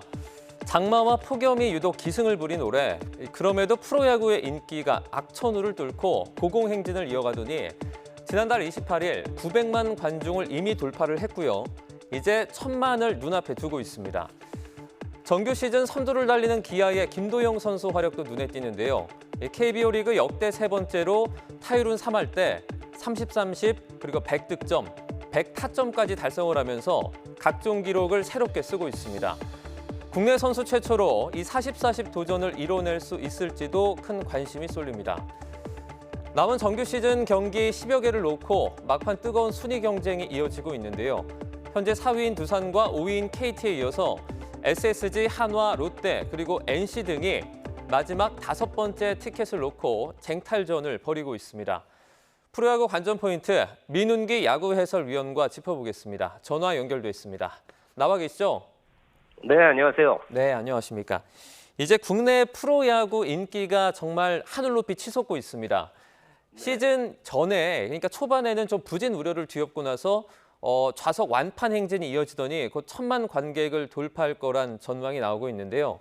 20대 여성 팬들이 대거 유입된 게 한몫을 했죠? 네, 그렇습니다. 올 시즌 해설을 가보면 젊은 여성 팬들이 정말 많이 야구장을 찾으신다는 것을 느낄 수가 있는데요. 네. 구단들도 이에 맞춰서 마케팅도 열심히 하고 또 굿즈를 개발하는 등 점점 더 증가하는 추세고요. 그 외에도 역대 최고의 순위 다툼, 또 인기팀들의 선전 이런 다양한 요소가 어우러지면서 프로야구가 전 국민의 놀이문화로 자리를 잡고 있습니다. 네, 이제 다른 나라 같은 경우에는 관중의 연령대가 계속 높아진다는 분석이 나오고 있습니다. 우리나라는 왜 이렇게 반대로 가는 겁니까?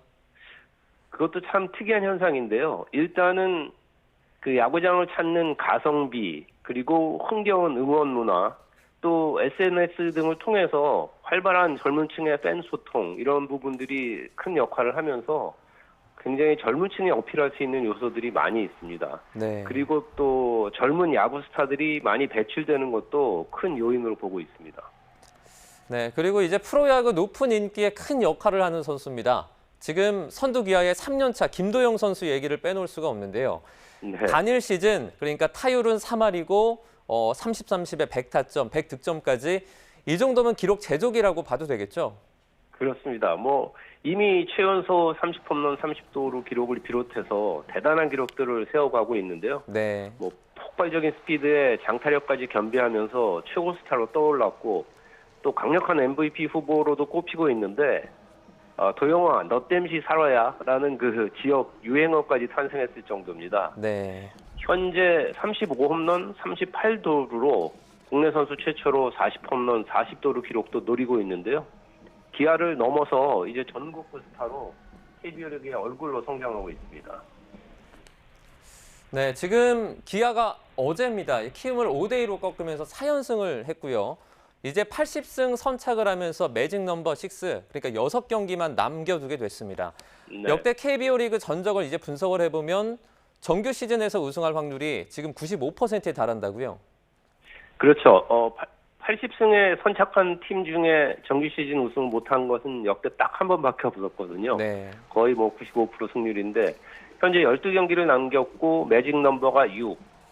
그러니까 남은 경기 승률 5할만 거둬도 자력 우승을 거두게 되고요. 네. 또 2위 팀의 패배에 따라서 더 빠르게 우승이 확정될 수도 있습니다. 기아가 6월 초에 딱 4일 제외하고는 시즌 내내 지금 1위를 지키고 있는데요. 이범호 루키 감독의 지휘하에 리그 유일하게 3할 팀 타율, 강력한 타선, 또 팀 평균 자책점 1위, 단단한 마운드를 앞세워서 선두를 계속 질주를 하고 있고요.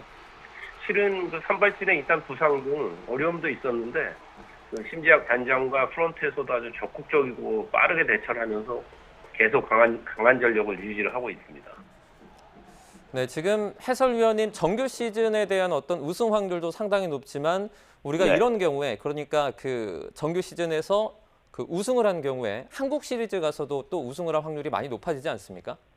그렇습니다. 우리 KBO 리그가 포스트 시즌 시스템이 다소 이제 독특하게 이루어지고 있어서 네. 1위 팀은 충분한 휴식과 함께 밑에서 싸워서 올라오는 팀들을 기다리게 되기 때문에 네.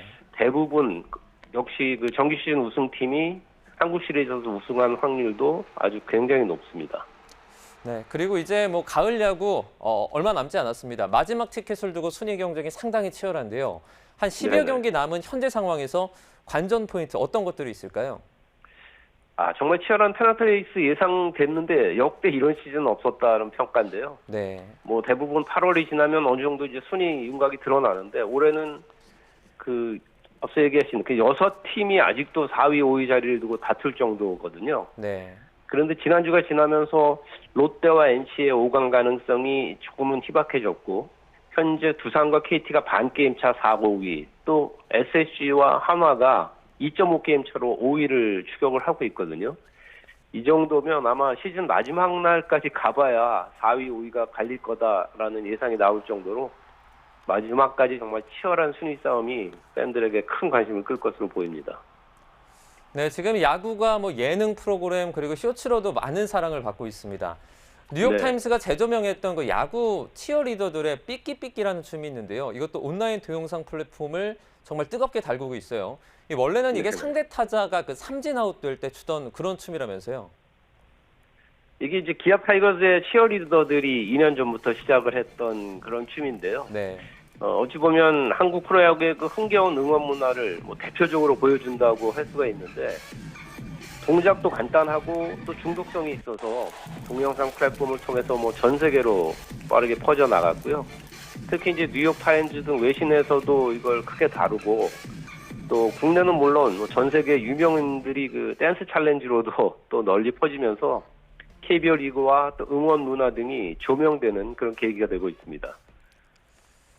네, 이제 뭐 동영상 플랫폼들이죠. 뭐 쇼츠든 리스트든 열기만 하면 저 그 삐끼삐끼라는 춤이 튀어나와서 정말 궁금했는데 이제 알려진 만큼 뭐 단순히 어떤 뭐 조롱의 의미보다는 좀 즐길 수 있는 그런 밈처럼 자리 잡기를 바라겠습니다.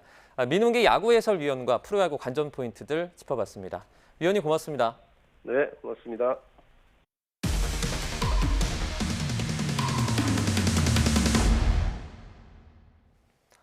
국내 딥페이크 성범죄 피해자 가운데 여성 피해자가 몇 명인지 아십니까?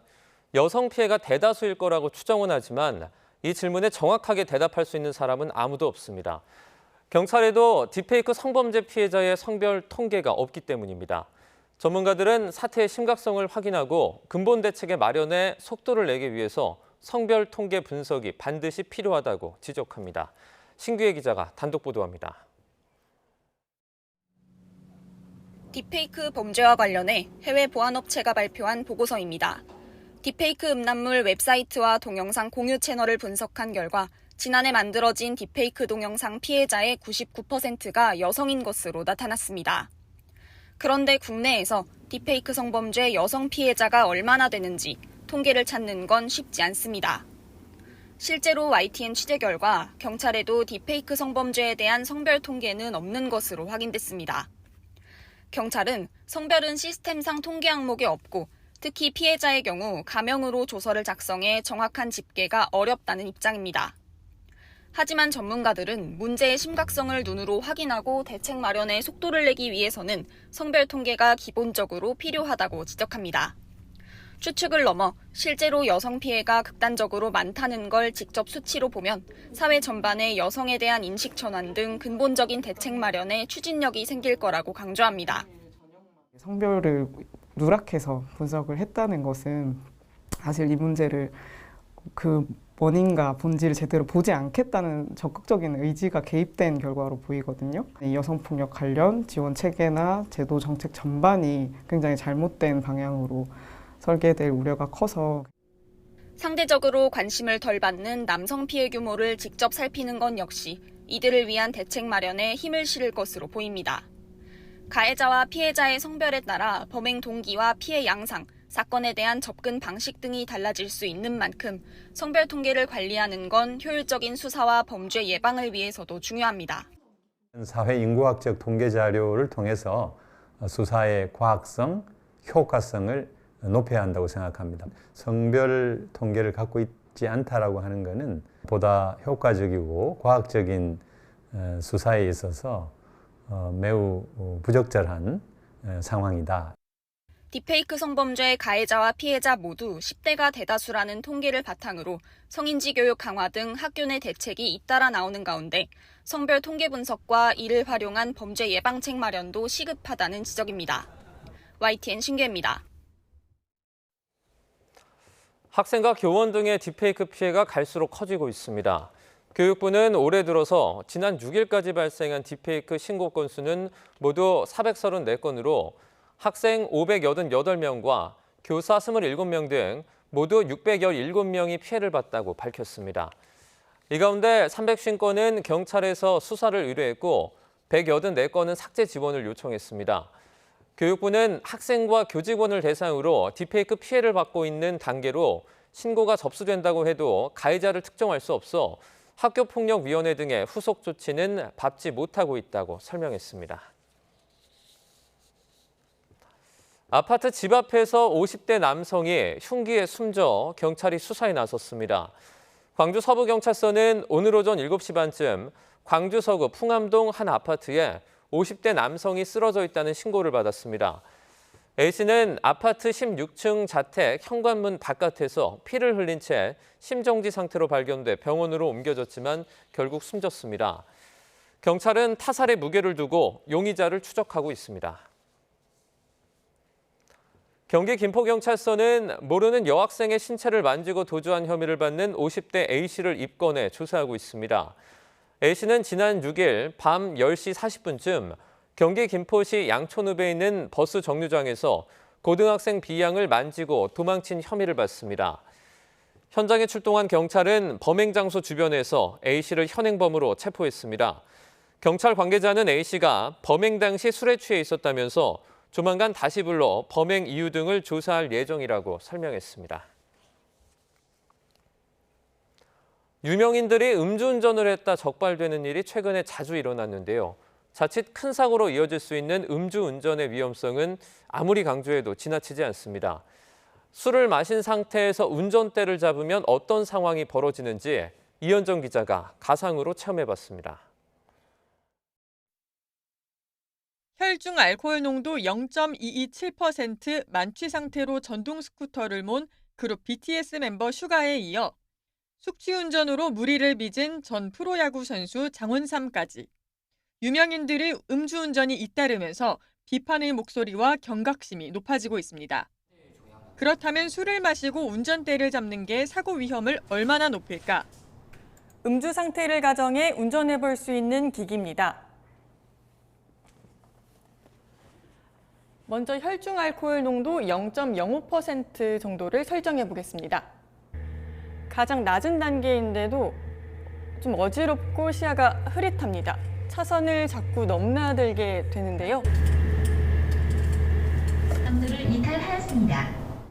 혈중 알코올 농도 0.08% 이상 면허 취소 수치로 조정해 봤습니다. 화면이 전보다 더 울렁거리고 반응 속도도 확연히 느려진 느낌입니다. 시작한 지 1분이 안 되어 사고를 내고 말았습니다. 만취 상태에서는 운전은커녕 제대로 몸을 가누기도 어렵습니다. 제가 쓴 건 혈중 알코올 농도 0.15% 이상을 느낄 수 있는 고글입니다. 방향 감각이 없고 중심을 잡기 어렵습니다. 넘어질까 봐 무섭네요. 전문가들은 체내에서 알코올이 완전히 분해되기 전까지 절대로 운전대를 잡아서는 안 된다고 경고합니다. 일단은 술을 마셨으면은 다음 날에 아침에 운전을 하시면 안 됩니다. 한 병 반 이상 마셨다. 그러면 최소 10시간, 11시간 뒤에는 운전을 하셔야겠습니다. 이 정도면 괜찮겠지라는 안일한 생각이 인명사고로 이어질 수 있는 만큼 운전자들의 경각심이 중요합니다. YTN 이현정입니다.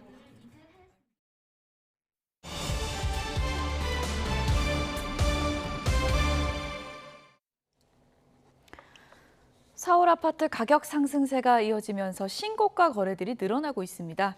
국민 평형인 84제곱미터에서 50억 원이 넘어가는 매매도 이어지고 있다고 하는데요. 이인철 참 좋은 경제연구소장과 얘기 나눠보도록 하겠습니다. 어서 오세요. 예, 실제로 아파트값 지금 많이 오르고 있는 거예요? 아파트값 상승세가 서울 기준입니다. 서울 기준 주간 24주 연속 올랐어요. 24주라고 하면 5개월에서 6개월째 오르고 있고요. 전세 가격은 더 심합니다. 전세 가격은 68주예요. 68주요? 그러니까 1년 3개월, 15개월째 오름세가 이어지고 있다는 얘기입니다. 한국부동산원의 통계를 보면 5일 기준 지난주입니다. 서울 아파트값 상승률은 일주일 만에 0.21%가 올랐어요. 이게 5년 10개월 만에 최대 상승폭이 8월 둘째 주였어요. 당시에 0.32% 기록한 이후에 주간 기준 3주째 상승폭은 좀 둔화되고 있는 거 맞습니다. 근데 일주일 사이에 0.2에서 0.3%가 뛰었다. 곱하기 56을 하면 연간 상승률이 나와요. 연간 서울 아파트 가격이 적게는 10%, 많게는 15% 뛸 수 있다는 얘기입니다. 예. 지금과 같은 상승폭이 이어진다면 지금 실제로 서울 이제 25개 자치구 대부분 집값이 오르고 있는데 상승세를 주도하고 있는 건 강남 3구 그리고 마용성. 여기는 전체 평균 상승률을 웃돌고 있습니다. 적게는 0.3%에서 0.4% 일주일 만에 상승세가 오름세를 보이고 있는데 그나마 이제 8월 둘째 주를 기준으로 해서 주간 기준 3주 연속 좀 상승폭이 둔화되는 걸 어떻게 해석할 거냐. 일단 이제 이달 들어서 대출 규제가 좀 강화가 됐습니다.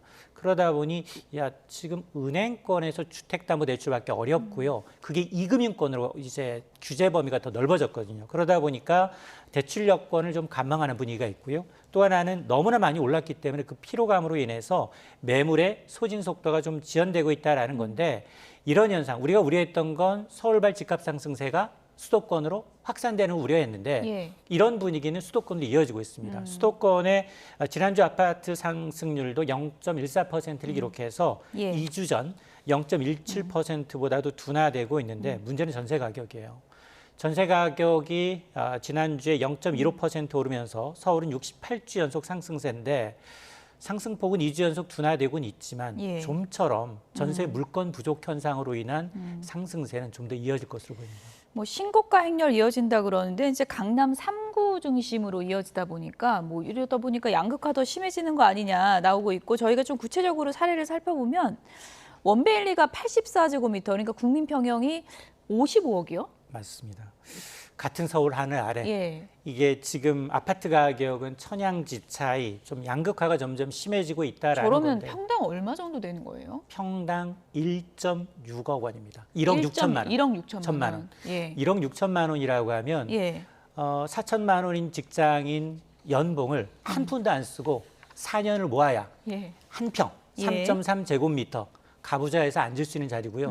눕기에 좀 불편한 자리를 마련할 수 있다라는 얘기인데 이러다 보니까 지금 실제로 이제 이 직방이 국토교통부의 이제 실거래 가격을 좀 분석해 보니까 지난 7월에 이뤄진 서울 전체 지역에서의 아파트 신고가 기록은 전체 비중이 11%에 불과해요.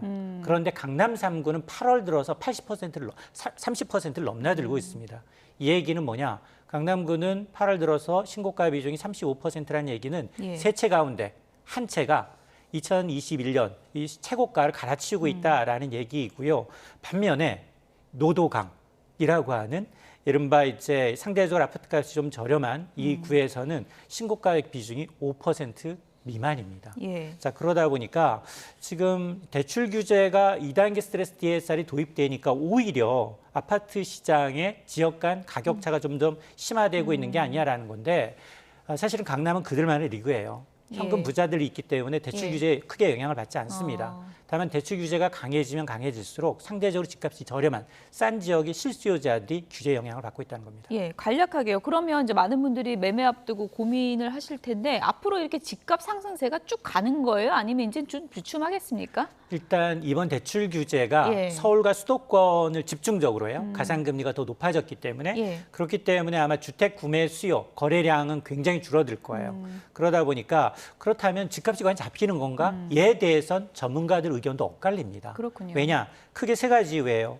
올해 2분기까지 전체 이 은행권이 취급한 주택담보대출의 60%는 정책금융 상품입니다. 예. 디딤돌이라든가 버팀목이라든가 신생아 특례대출과 같이 실수요자들, 무주택자들이 정말 실수요자들의 집을 산 거였고 근데 이들 정책금융 상품은 여전히 대출 규제에 사각지대에 있습니다. 두 번째는 이제 서울과 수도권의 수급이 여전히 불안한데요. 2026년 내후내년 서울의 아파트 입주 물량은 올해에 대비해서 71%가 줄어듭니다. 또 그리고 세 번째는 한국은행의 기준금리 인하가 임박했다라는 것도 변수기 때문에 이러다 보니까 지금 정부는 추가적으로 만에 하나 이번에 대출 규제가 잡히지 않는다면 LTV, 집값 인정 비율 그리고 DSR, 총부채 월금 상환 비율 이것까지 이제 규제를 좀 더 강화하겠다라는 건데요. 예. 근데 불편한 진실, 우리가 과거 정부에서 해봤잖아요. 수십 차례 정부 대책을 내놨지만 정부의 관치가 개입해서 경제를 성공시킨 사례는 거의 없다. 집값도 참 잡기가 힘들죠. 이런저런 방법 동원을 해도 이번엔 어떨지 좀 봐야 되겠고요. 요즘 주택 시장에 신조어가 생겼다 그래서 제가 알아봤는데 제가 얼주가는 들어봤는데 얼죽시는 처음 들어봤거든요. 이게 무슨 말이에요? 그렇습니다. 지금 사실은 이제 신축 아파트가 예. 귀해지다 보니까 좀 40대를 중심으로 해서 신축 아파트에 대한 수요가 굉장히 늘고 있고 가격도 지금 편차가 커지고 있습니다. 얼어 죽어도 또 신축 아파트라는 이 약어인데요. 예. 지금 최근 1년 동안 서울의 신축 아파트 가격 상승률을 따져봤더니 구축 아파트의 7배에 달한다라는 겁니다. 왜 이렇게 신축을 선호하느냐? 예. 최신 설계와 편의 시설이에요. 앞서 뭐 이제 원밸리 얘기했습니다만 예. 수영장, 편리한 주차는 기본이에요. 그건 과거였다면 지금은 조중 석식을 제공하고 있고요. 예. 그리고 단지 내 카페가 있습니다. 골프 연습장, 사우나, 심지어 영화관. 인피니티 풀이라고 해서 지상 최고층에는 수영장이 들어와 있는 데도 있습니다. 자, 이러다 보니까 반면에 재건축 아파트의 경우는 인건비 올랐죠. 자재비 올랐어요.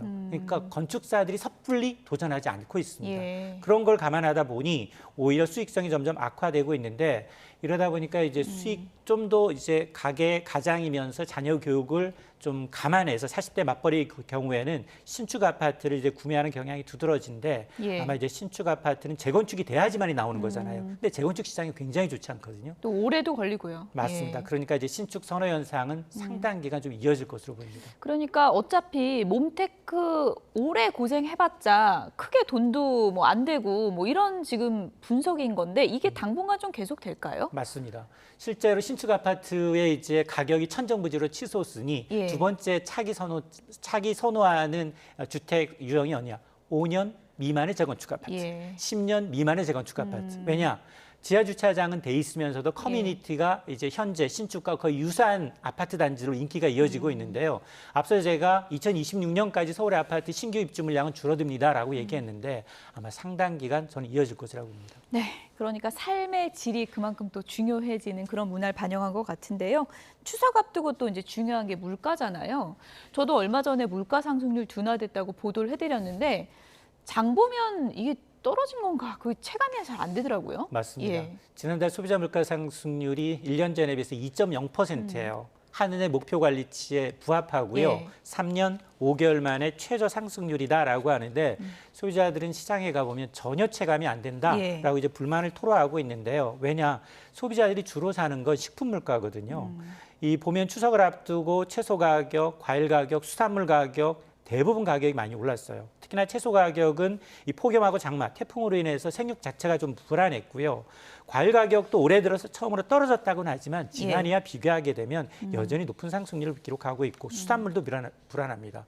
수산물도 해운이 많이 올랐잖아요. 해수면 오다 보니까 수산물도 불안하고 근반적으로 뭐냐. 지난해도 워낙에 물가가 높았잖아요. 원화가 높았는데 고물가 기간이 장기간 이어지다 보니까 물가 레벨 자체가 높아졌어요. 그러다 보니까 소비자 물가가 수치상으로 좀 안정된 모습을 보인다 하더라도 체감 물가는 그것을 뛰어넘고 있다는 얘기입니다. 체감 물가가 안정되려면 내가 진짜 물가 그래도 좀 낮았다 느끼려면 얼마나 걸리는 거예요?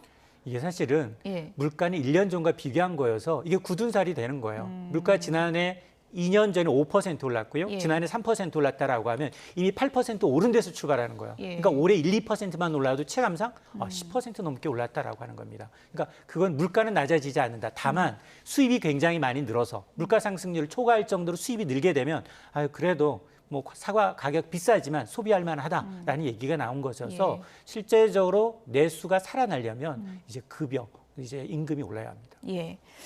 소장님 오늘 마지막 질문으로요.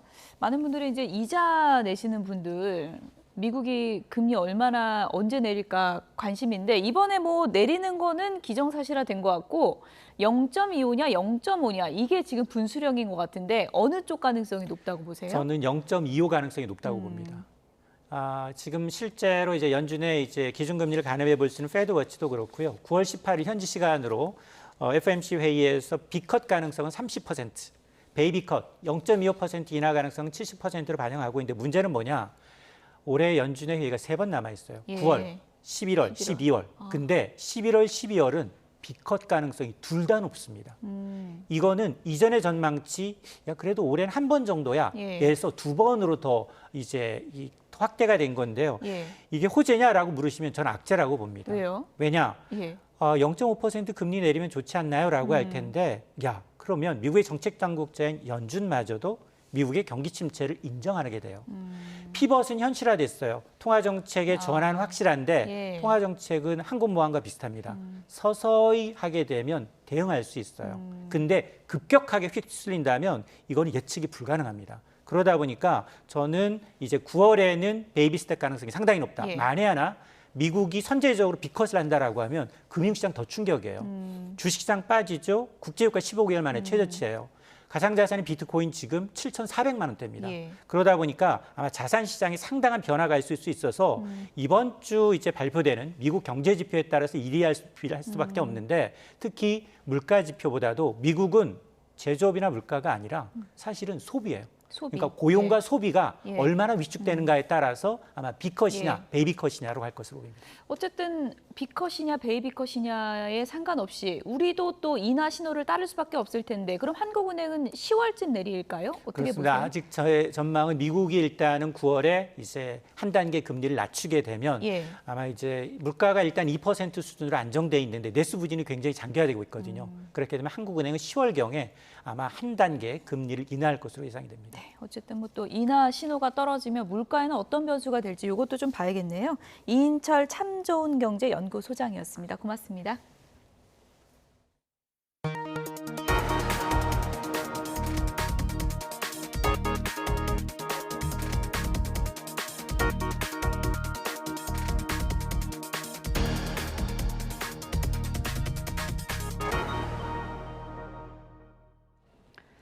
나이지리아에서 유조차가 다른 차량과 정면 충돌하면서 폭발해 최소한 48명이 숨졌습니다. 이번에도 목숨을 담보로 한 연료 수송이 또 화를 불러온 것으로 보입니다. 신웅진 기자입니다. 유조차가 숫덩이로 변했습니다. 그리고 승객과 소를 싣고 가던 차량도 몽땅 타버렸습니다. 현지 시간 일요일 나이지리아 나이저주 북쪽 아가이에 지역에서 트럭 2대가 정면으로 충돌했습니다. 이 사고로 운전자 등 최소한 48명이 숨졌습니다. 트럭에 실려있던 소 50마리가량도 죽음을 면치 못했습니다. 탱크에 실려있던 연료 때문에 엄청난 폭발이 일어난 것으로 전해졌습니다. So far, we have been able to recover 47 corpses and we have not actually been able to ascertain the number of livestock that were affected because the whole scene. 구조 당국은 처음에 30명이 숨졌다고 발표했는데 이후 현장에서 18구를 추가로 발견하면서 희생자가 불어났습니다. 사망자들은 현장 주변에 집단 매장됐습니다. 이번 사고의 정확한 원인은 파악되지 않았지만 운전 부주의에 의한 것으로 보입니다. 아프리카에서는 화물 운송 철도가 발달하지 않아 트럭에 대한 의존도가 높고 그만큼 사고도 많습니다. 나이지리아 교통당국에 따르면 지난 2020년에만 연료 트럭 충돌 사고로 535명이 사망하고 1,142명이 다쳤습니다. YTN 신홍진입니다. 우크라이나군이 러시아군 진지를 공략하기 위해 공중에서 쇳물을 투하하는 이른바 드래건 드론을 투입했습니다. 러시아군은 주말 동안 우크라이나 동부의 병참 거점을 공략하면서 공습을 이어갔습니다. 정유신 기자입니다. 산림 지역을 저공 비행하던 드론에서 시뻘건 불이 쏟아져 내립니다. 러시아군이 점령한 지역에 투입된 이른바 드래건 드론입니다. 용이 불을 뿜는 것처럼 최고 2000도가 넘는 알루미늄과 산화철이 혼합된 특수금속인 테르밋 불꽃을 투하할 수 있습니다. 전투에 테르밋을 사용하는 것은 국제법상으로 금지되어 있진 않지만 인체에 치명적이라 민간 표적에 사용하는 것은 금지되어 있습니다. 우크라이나군은 SNS에 올린 글에서 적의 위치를 불태우며 적군의 실질적인 위협이 된다고 밝혔습니다. 우크라이나가 한 달 넘게 쿠르스크 공세에 나선 동안 러시아군은 방어보다 우크라이나 동부 격전지 공략에 주력하고 있습니다. 러시아 국방부는 현지 시간 8일 도네츠크 지역의 노보그로드유카 마을을 추가로 점령했다고 밝혔습니다. 철도와 도로가 교차하는 이 지역이 러시아에 넘어가면 우크라이나는 군수물자 조달에 큰 타격을 입게 됩니다. 러시아와 우크라이나는 주말 동안 쿠르스크 인근 접경 지역 등에서 공습을 주고받았습니다. 러시아군은 미사일과 드론을 이용한 공습에 나서 하루 동안 어린이 2명을 포함한 11명이 숨지고 32명이 다쳤다고 우크라이나 당국이 밝혔습니다. В травні 22-го року. 18 років були в Микиті. Це справжні чоловіки, які, дякуючи яким ми сьогодні живемо. 우크라이나도 쿠르스크와 인접한 벨고로드 연료 조장소 등을 겨냥한 드론 공습에 나서 민간인 3명이 다쳤다고 로이터 통신 등이 전했습니다. YTN 정유신입니다. 어제 저녁 세종문화회관 대극장입니다. 오페라 토스카 공연이 끝나고 진행하는 커튼콜 장면인데요. 여배우가 지금 갑자기 밖으로 나가는 모습을 보실 수가 있습니다. 이 배우 주인공 토스카 역을 맡은 오페라 소프라노 스타 안젤라 게오르규입니다. 앞서 안젤라는 상대 역인 테너 김재영이 관객의 앙코르 요청에 노래를 한 번 더 부르자 자신을 존중해달라는 취지로 항의를 했는데요. 안젤라는 당시에 이건 독주회가 아니다라며 이같이 항의한 것으로 알려졌습니다. 관련해서 세종문화회관은 불편을 끼쳐 깊이 사과드린다며 안젤라 게오르규 측에 강력한 항의 표시와 함께 한국 관계에 대한 사과를 요청할 계획이라고 밝혔습니다. 네, 검은색 승용차 앞유리에 주차 위반 경고장이 촘촘하게 붙어 있네요. 몇 달에 걸쳐 경고장이 하나씩 쌓여서 이렇게 된 거라고 합니다. 충남의 한 아파트 단지에서 이 검은색 승용차가 지난 3월부터 상습 주차 위반을 했다고 합니다. 이후 시간이 지날수록 앞 유리창에 붙은 경고장이 늘었는데요. 지금 왼쪽 보시면 주차금지 표지판이 버젓이 앞에 있죠. 그 옆에 주차를 하거나 아파트 차량 통행로 같은 주차금지 구역에도 차를 세워뒀다고 합니다. 최근에 이런 주차 문제로 분쟁이 계속되고 있는데요. 아파트 단지 내 이동로는 도로교통법상 도로에 해당되지 않아서 차량을 강제로 견인하거나 제재를 가할 수가 없죠. 이런 분쟁을 막을 제도 마련이 시급하다는 지적이 이어지고 있습니다. 미국 NFL 시카고 베어스의 올 시즌 개막을 앞두고 동물들의 축하 행렬이 이어졌습니다. 시카고 지역 동물원은 지역 연고 풋볼팀의 시즌 개막을 축하하기 위해서 풋볼을 주제로 한 다양한 아이템들을 전시했는데요. 시카고 베어스의 헬멧을 쓴 얼음 과자 앞에서 자세를 취하고 있는 물개부터 그리고 럭비공 장난감으로 뛰어노는 돌고래도 이 시즌 개막 소식에 한껏 신나 보입니다. 동물원 측은 곰들에게 시카고 베어스의 팀색이기도 한 주황색과 파란색으로 된 얼음 그릇 안에 이 과일과 고기를 주기도 했다고 합니다. 오늘부터 2025학년도 수시 모집 원서 접수가 진행됩니다. 4년제 대학은 오늘부터 13일까지 원서를 모집하고요. 이를 통해 정원의 79.5%를 선발하게 됩니다. 전국 39개 의과대학은 내년에 4,610명을 선발하는데 수시 모집을 통해서 67%인 3,118명을 뽑게 됩니다. 수험생들은 모두 6차례 지원할 수 있고 수시 합격자는 등록 여부와 관계없이 정시와 추가 모집에 지원할 수 없습니다. 추석을 앞두고 폭염특보가 전국으로 확대하고 있습니다. 이번에는 자세한 날씨 상황 현장 연결해서 알아보겠습니다. 함예진 캐스터. 네, 함예진입니다.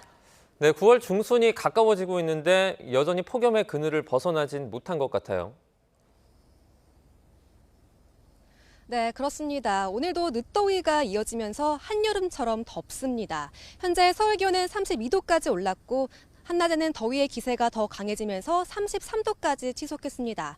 습도가 높지 않아서 한여름처럼 푹푹 찌는 듯한 더위는 아니지만 한낮에 활동량이 많다면 더 덥게 느껴질 수 있을 것 같습니다. 겉옷 챙기셔서 체온 조절해 주시는 게 좋겠습니다. 네, 이 더위 속에 소나기 소식도 있죠. 네, 이렇게 기온이 오르면서 대기 불안정으로 오늘도 소나기 소식이 들어 있습니다. 저녁까지 서울을 포함한 전국 곳곳에 5에서 40mm가 예상됩니다. 외출하실 때는 작은 우산 챙겨서 나오시는 게 좋겠습니다. 현재 서울 하늘은 구름만 간간히 지나고 있는 가운데 구름 사이로 햇볕이 강하게 내리쬐고 있습니다. 서울을 포함한 대부분 지역의 자외선 지수 높음에서 매우 높음까지 치솟았고요. 수도권과 충남, 전남은 오존 농도도 짙게 나타나겠습니다. 오존은 마스크로도 걸러지지 않는 만큼 호흡기 질환자는 햇볕이 강한 오후 2시부터 5시 사이에는 외출을 자제해 주시는 게 좋겠습니다. 동해안을 제외한 대부분 지역에 폭염특보가 내려진 가운데 오늘 서울 한낮 기온 33도, 대전과 광주는 34도까지 오르겠습니다. 이번 주 중반까지 33도 안팎의 늦더위는 계속되겠는데요. 특히 수요일에는 서울 한낮 기온이 34도까지 치솟으면서 늦더위가 절정에 달할 전망입니다. 33도를 웃도는 폭염이 나타나면서 오늘 밤에는 또 열대야가 나타날 가능성이 있습니다. 낮더위에 이어 밤더위가 이어지고 있는 요즘 건강관리 잘 해주시기 바랍니다. 지금까지 YTN 함예진입니다. 뉴스나우 오늘 순서는 여기서 마치겠습니다. 내일도 생생한 뉴스로 찾아뵙겠습니다. 여러분 고맙습니다.